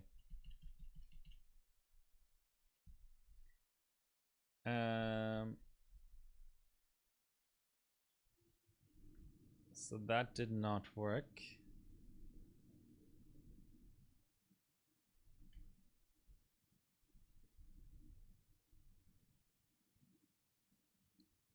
Interesting. Let's just give it more volts.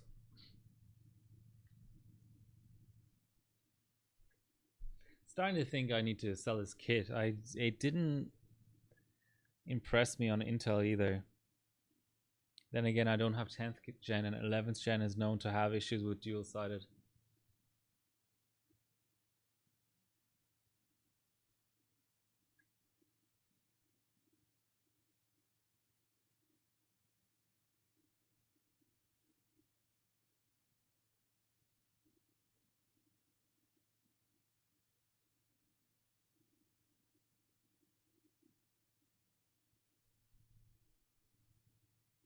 No, I don't think it's going to train.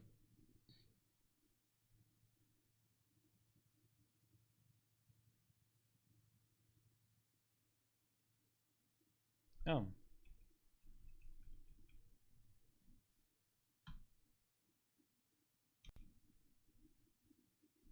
No, that didn't work. Okay. Now the other thing we can do is we can at least do like a check of what happens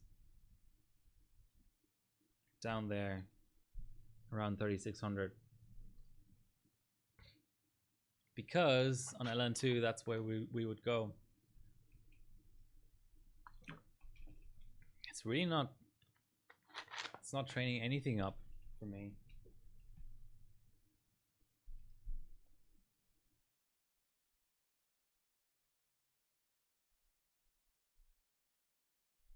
I'm starting to think these sticks are defective.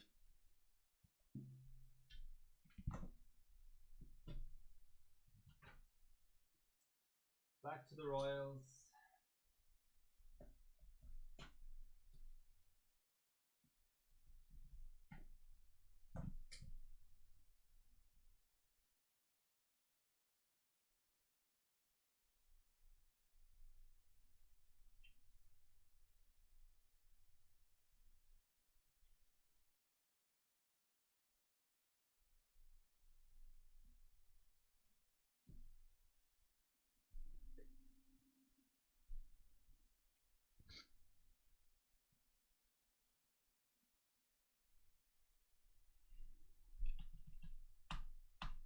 Hope there's not something weird going on with the board.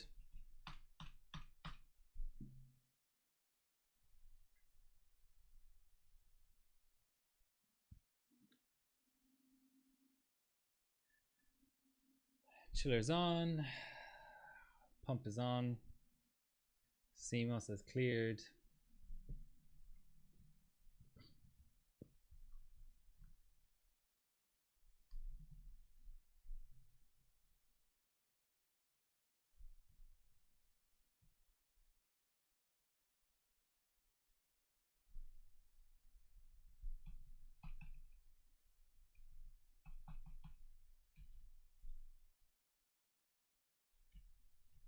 Okay. Back to where we were.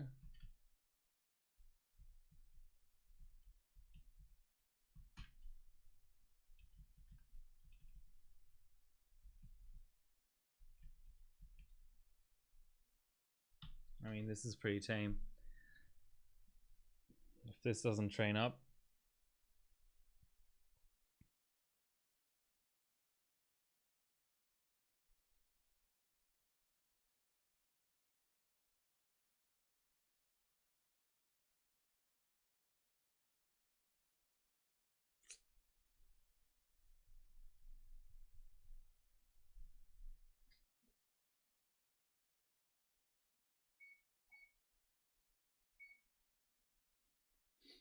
I think it just doesn't want to do maybe it's not the RAM at all, it's just not doesn't want to do 1900 FCLK anymore.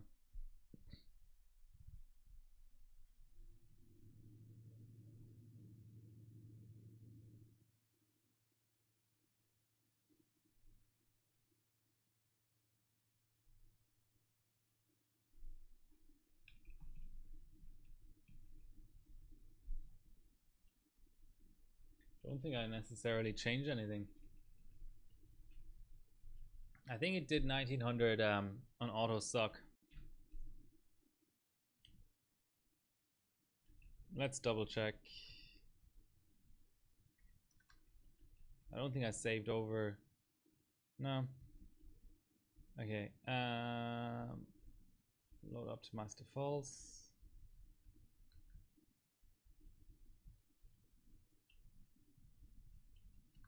I mean it should just run that.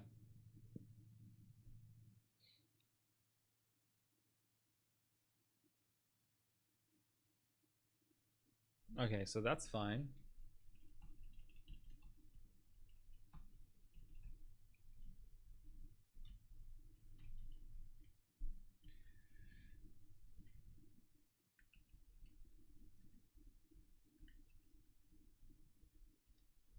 Now manual and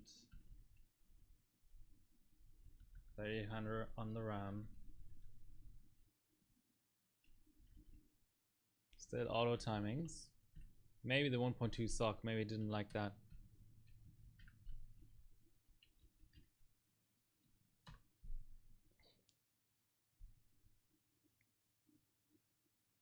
Or maybe it just needed a good bias clear and rebuild of the profile. But the Gigabyte boards sometimes like that. My 890 FXA UD7 is kind of famous for that. Eventually a certain profile just doesn't load anymore.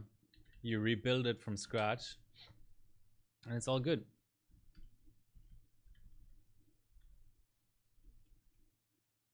That's crazy that the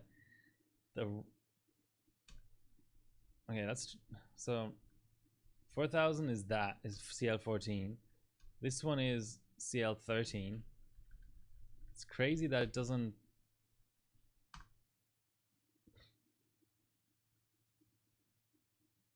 Did that profile set sock? I don't think so.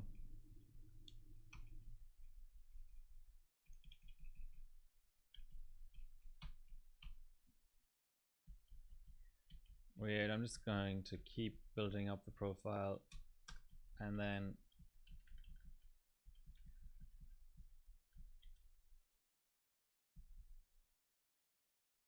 I mean that's already pretty okay.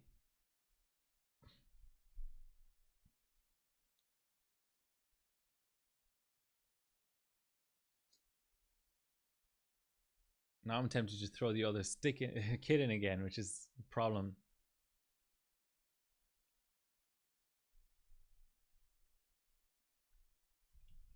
Okay, let's just attempt flat 11s.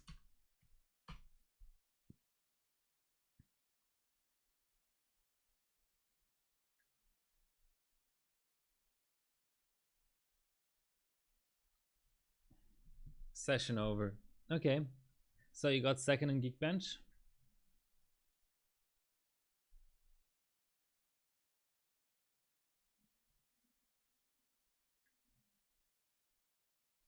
That's not happy at all.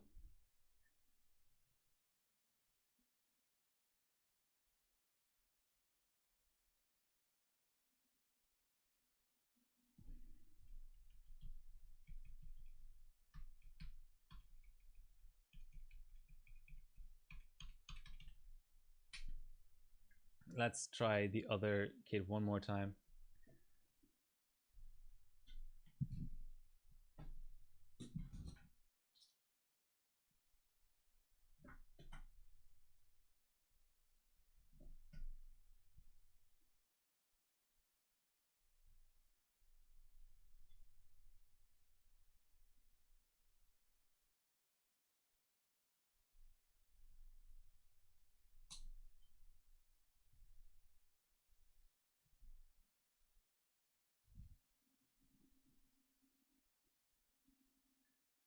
Nice.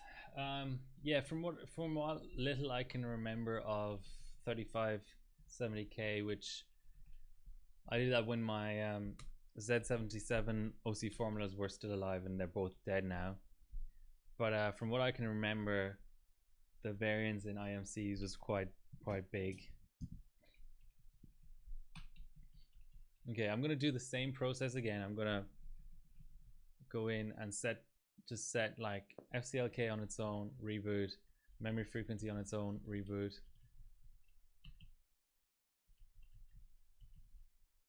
If I can get anywhere close to the other kid, I'd like to get a run out with that.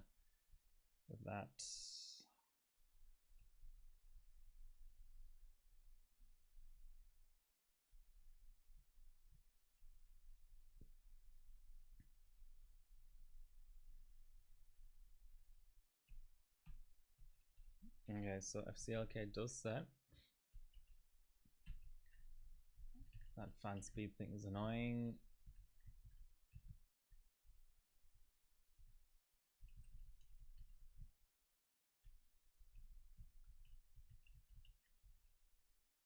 Nope, I wanted to press F10.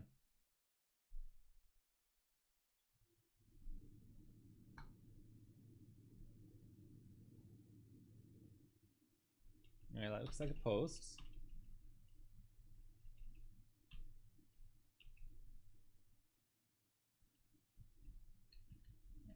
Okay, it's sort of starting to be kind of promising.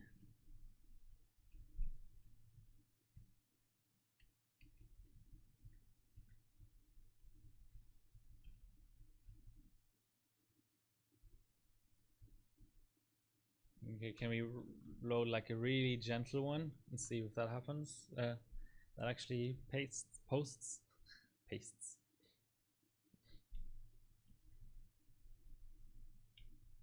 Okay, think we're kind of in business.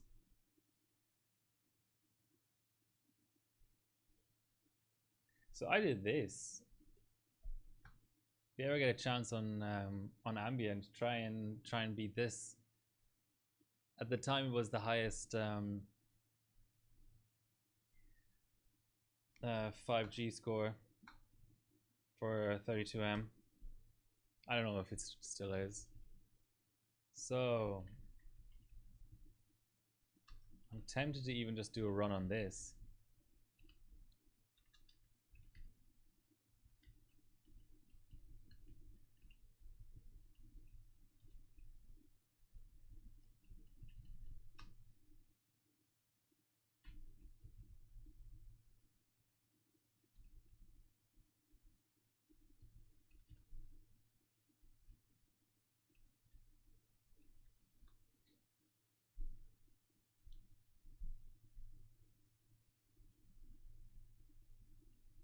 I'd imagine there's better scores now though. Oh, this is 5.3.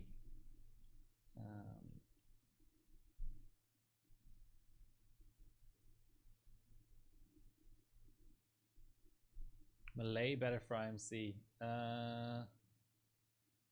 Let's double check. This is Costa Rica.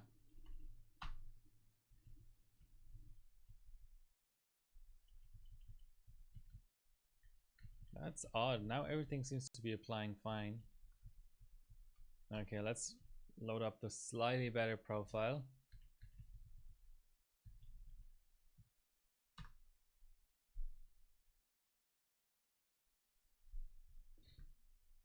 Let's just straight up do a search actually.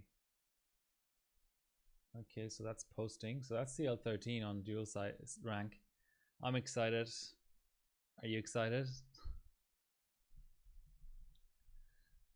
Socket LGA 1155 and just the best scores and 100.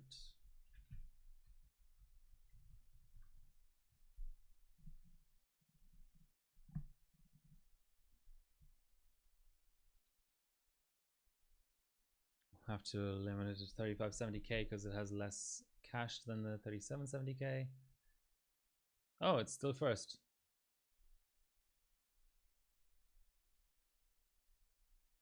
It was chiller even.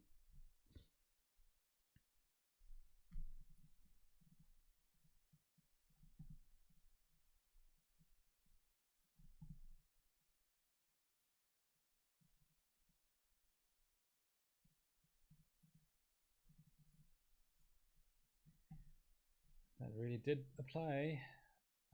Let's do a real-time run.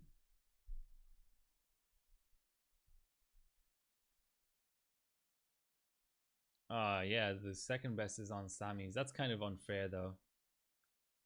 Sammy's versus PSC.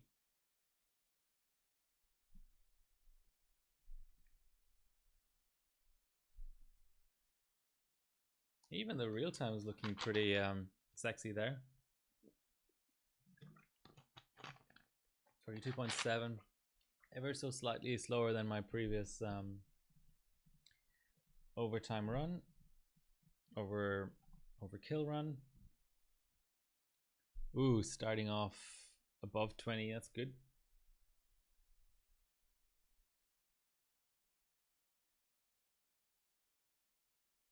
That thread desync is pretty rough though. Geez, those DDR3 RTLs are interesting to say the least. 38, 39. Not really what I'm used to. And TRAS of 69, nice. Still getting quite a bit of desync.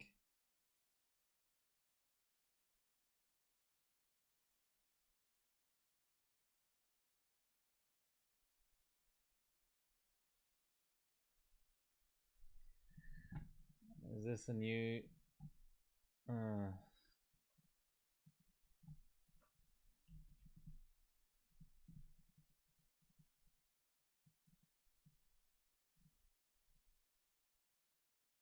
very, very similar to what it was before. So it does appear as though we have to get the same timings going.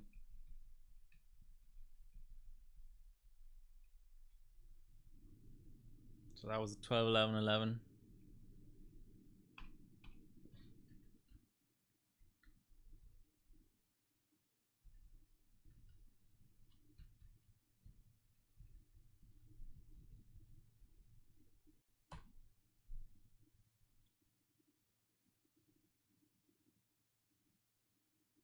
It's doing something.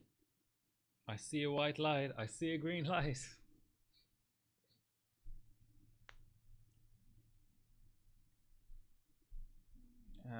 5900X. Ooh, Mr. Moneyballs over here with current gen hardware.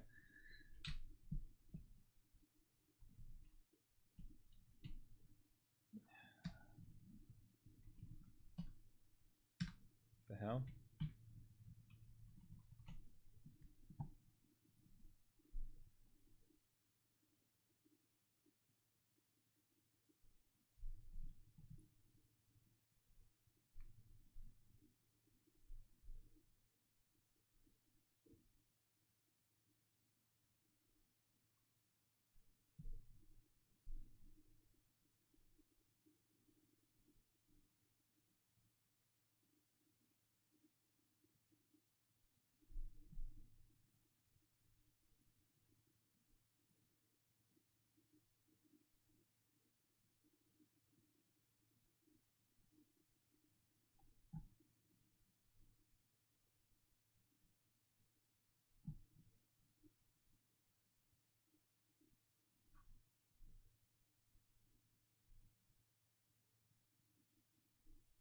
That's not happening.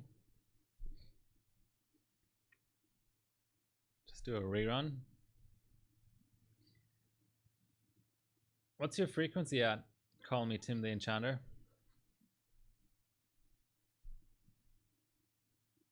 You're just behind Jumper.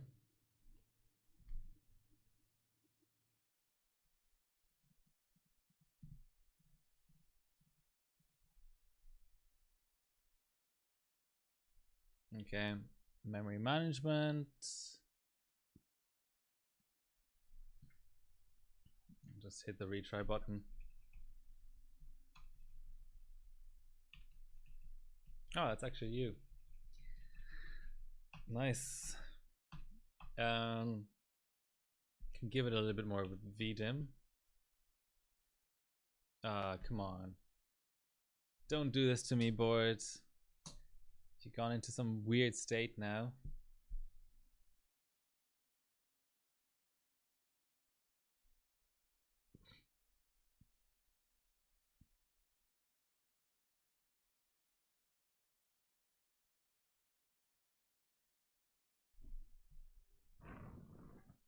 Yeah, let's clear it.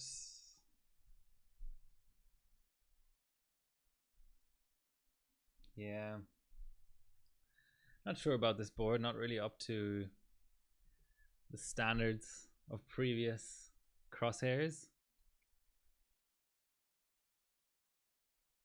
What stage of grief? That's the benching stage of grief. There is only one stage of grief in benching, which is pleading with the hardware.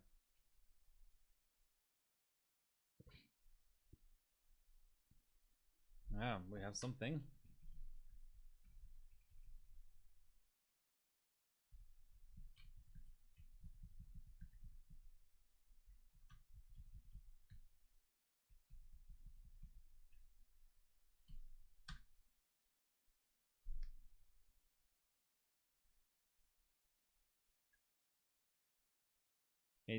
I can feel it. It's just not going to apply, is it?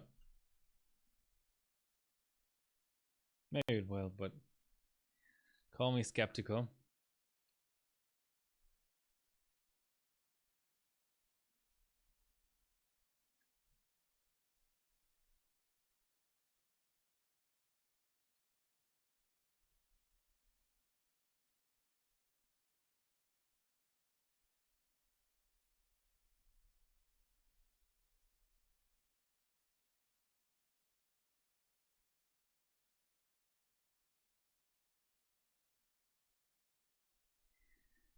Yeah, just hanging on that amber light. Or maybe not. I spoke too soon. Yeah, safe mode. Screw you, safe mode.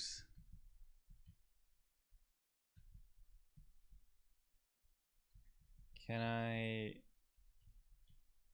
Maybe if I auto one of the frequencies. Don't want to build up the entire profile again.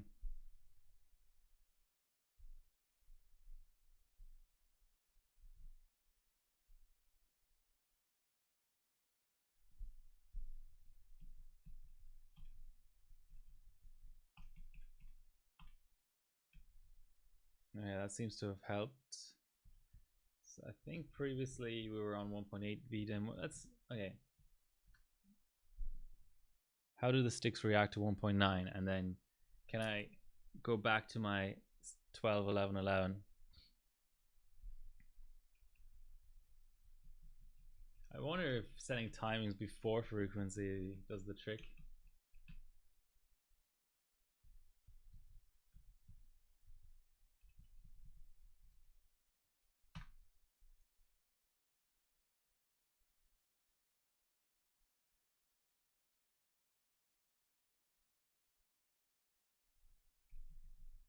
Alright, that's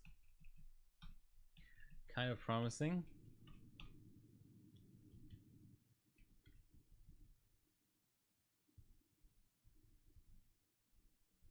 What ooh, what's this preset?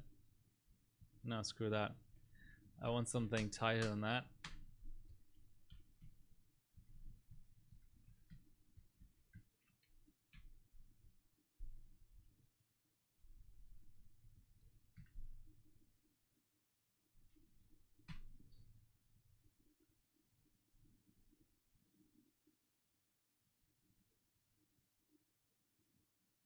posting, but is it going to run? And we're only looking at 1080p stability here. Now imagine dual-sided for 4K, where you can't run any max mem.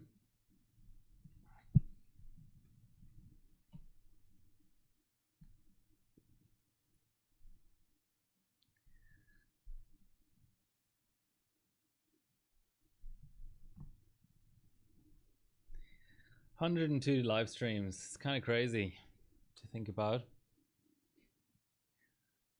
What a waste of time. No, I'm joking. It's been fun. I wouldn't do it if it wasn't fun. Come on, X265. You know you want to do it. You want to launch, and you want to like finish. You want to complete, and you want to give me a good score. That's what you actually want. Look at that, 3800 C12, dual-sided.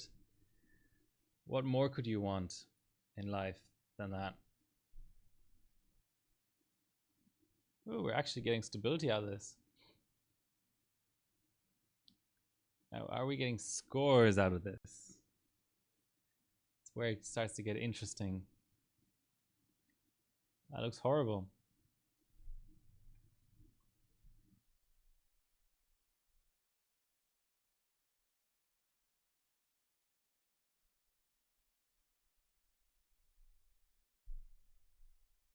Yeah, it's starting to pick up. I'm not really that convinced. Maybe I'll just be a bad run. We'll do a rerun.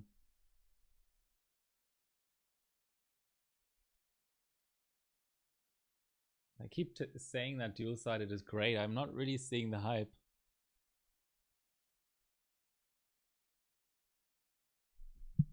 That was terrible.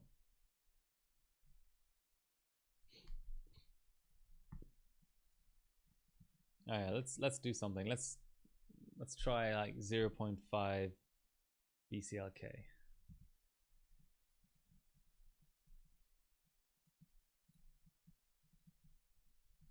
Oh, look at that. 10 megahertz on the RAM.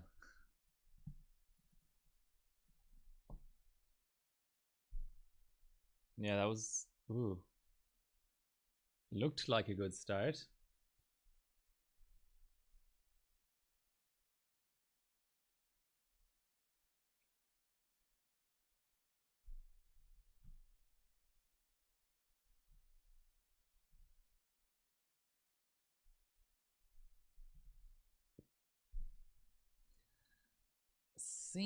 Seems a bit faster, but it can all just go away with the desync.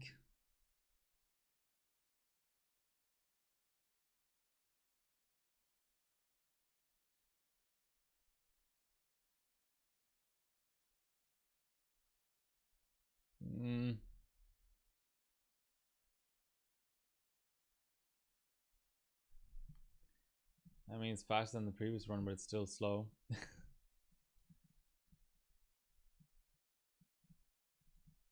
I mean, it has to be faster because there's more frequency.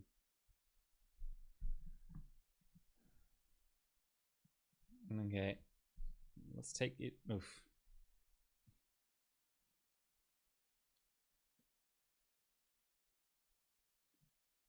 Are we gonna have that same cold boot issue?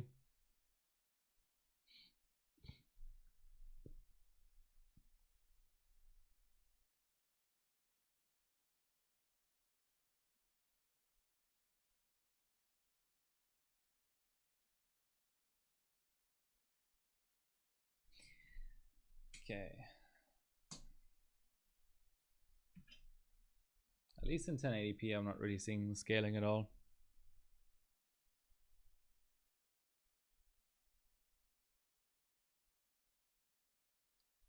And every time I lock up the system, I have to clear CMOS.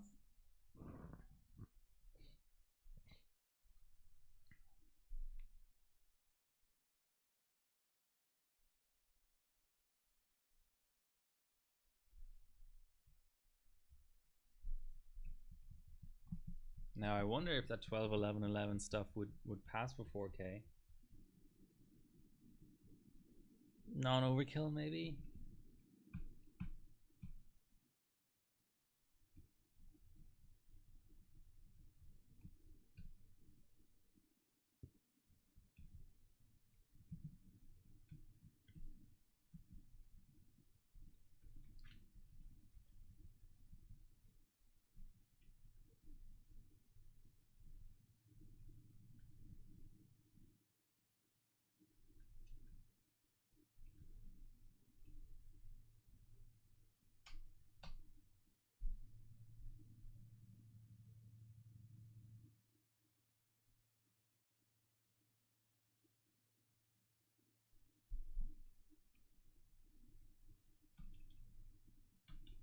Okay, so the trick is don't set FCLK and memory clock at the same time apparently.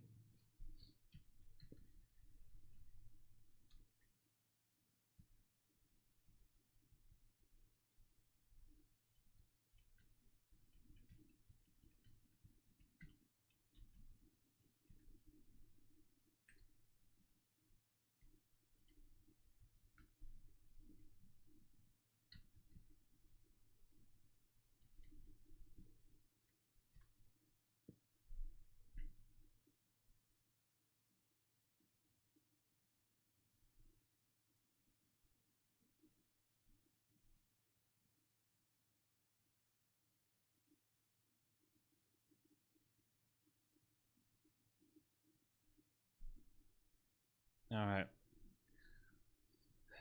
Let's do a 4K heat check.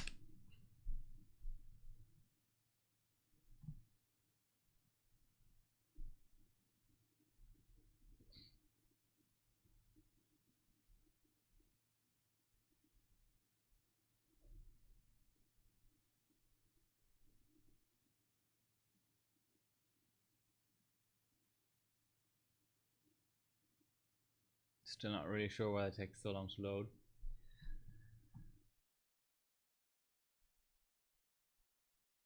Okay, that's what we're expecting.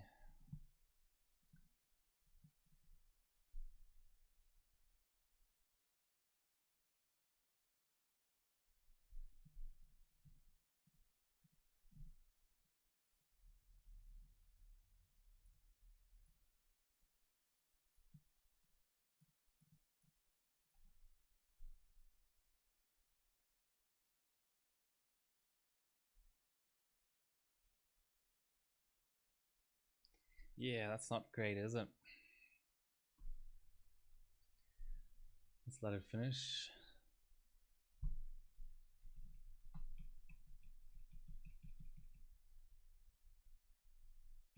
I don't think these sticks are very good.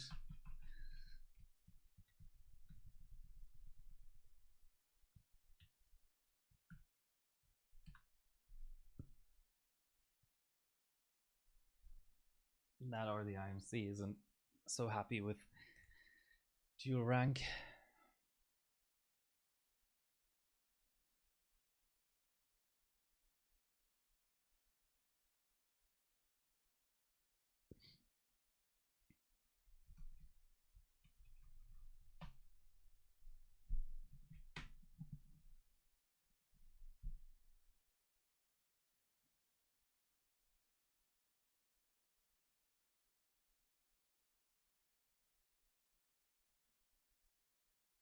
Gotta do uni work. Okay, well, have fun. Much success with your uni work. Thanks for hanging out.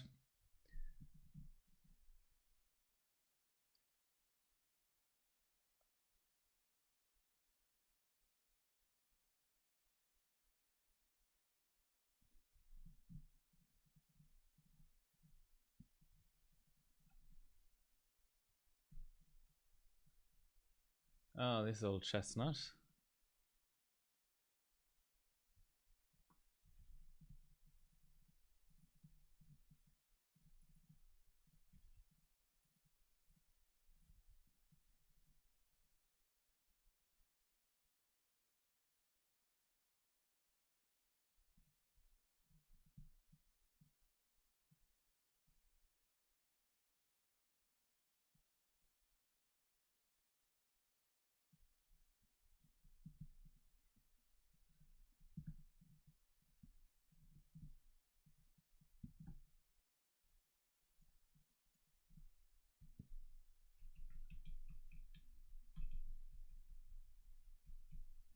Okay, let's try 12, 12, 12 at 1.9 again.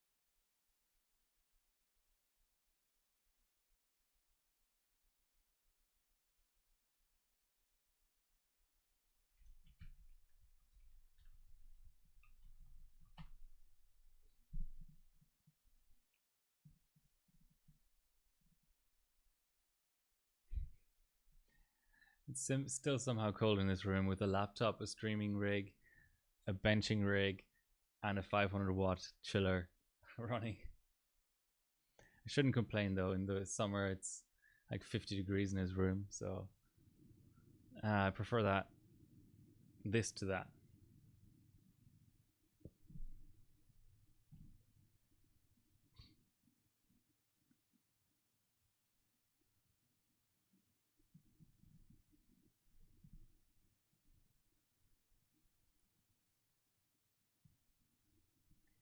So it should give me a fail again.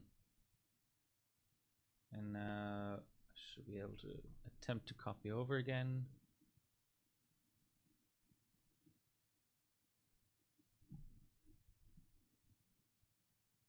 Okay, that's lazy. Let's...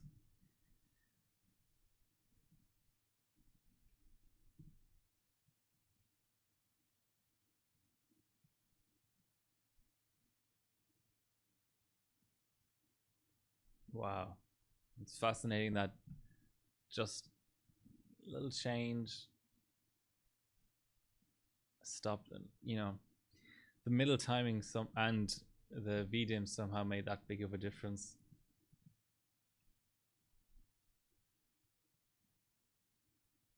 Oh, we have something. I'm kind of excited. What are we aiming for again? Is it 10 point something? If this passes, let's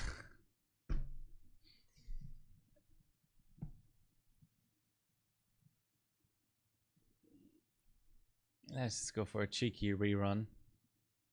Yeah.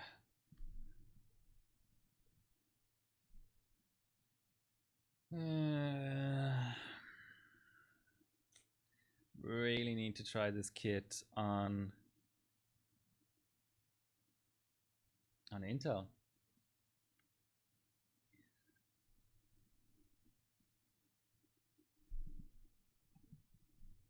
I think that's gonna be it for today. Obviously I can still get more RAM speed out of, well, I'm not sure. The other kit may be able to do like 11, 10, 10. But ideally dual rank is the way to go here. It's just, I'm really not sure about this kit. This is sort of the second highest bin kit you can get. There's a 3800 C14 from Trident Z, from G-Skill rather, but that's $600 or something. This is a 400, I think. No, I think I paid 300 actually. I thought getting that high bin would sort of guarantee a good kit, but it really is starting to look like it's not great at all. But for the low clock stuff, it actually didn't matter. For LN2 stuff, you know, about 3600 synchronous C12 sort of thing, did fine for that, and probably gave me slightly better scores and stuff. But all right, I'll put up a poll again on the Discord for the next live stream, and yeah, thanks for watching. Until next time.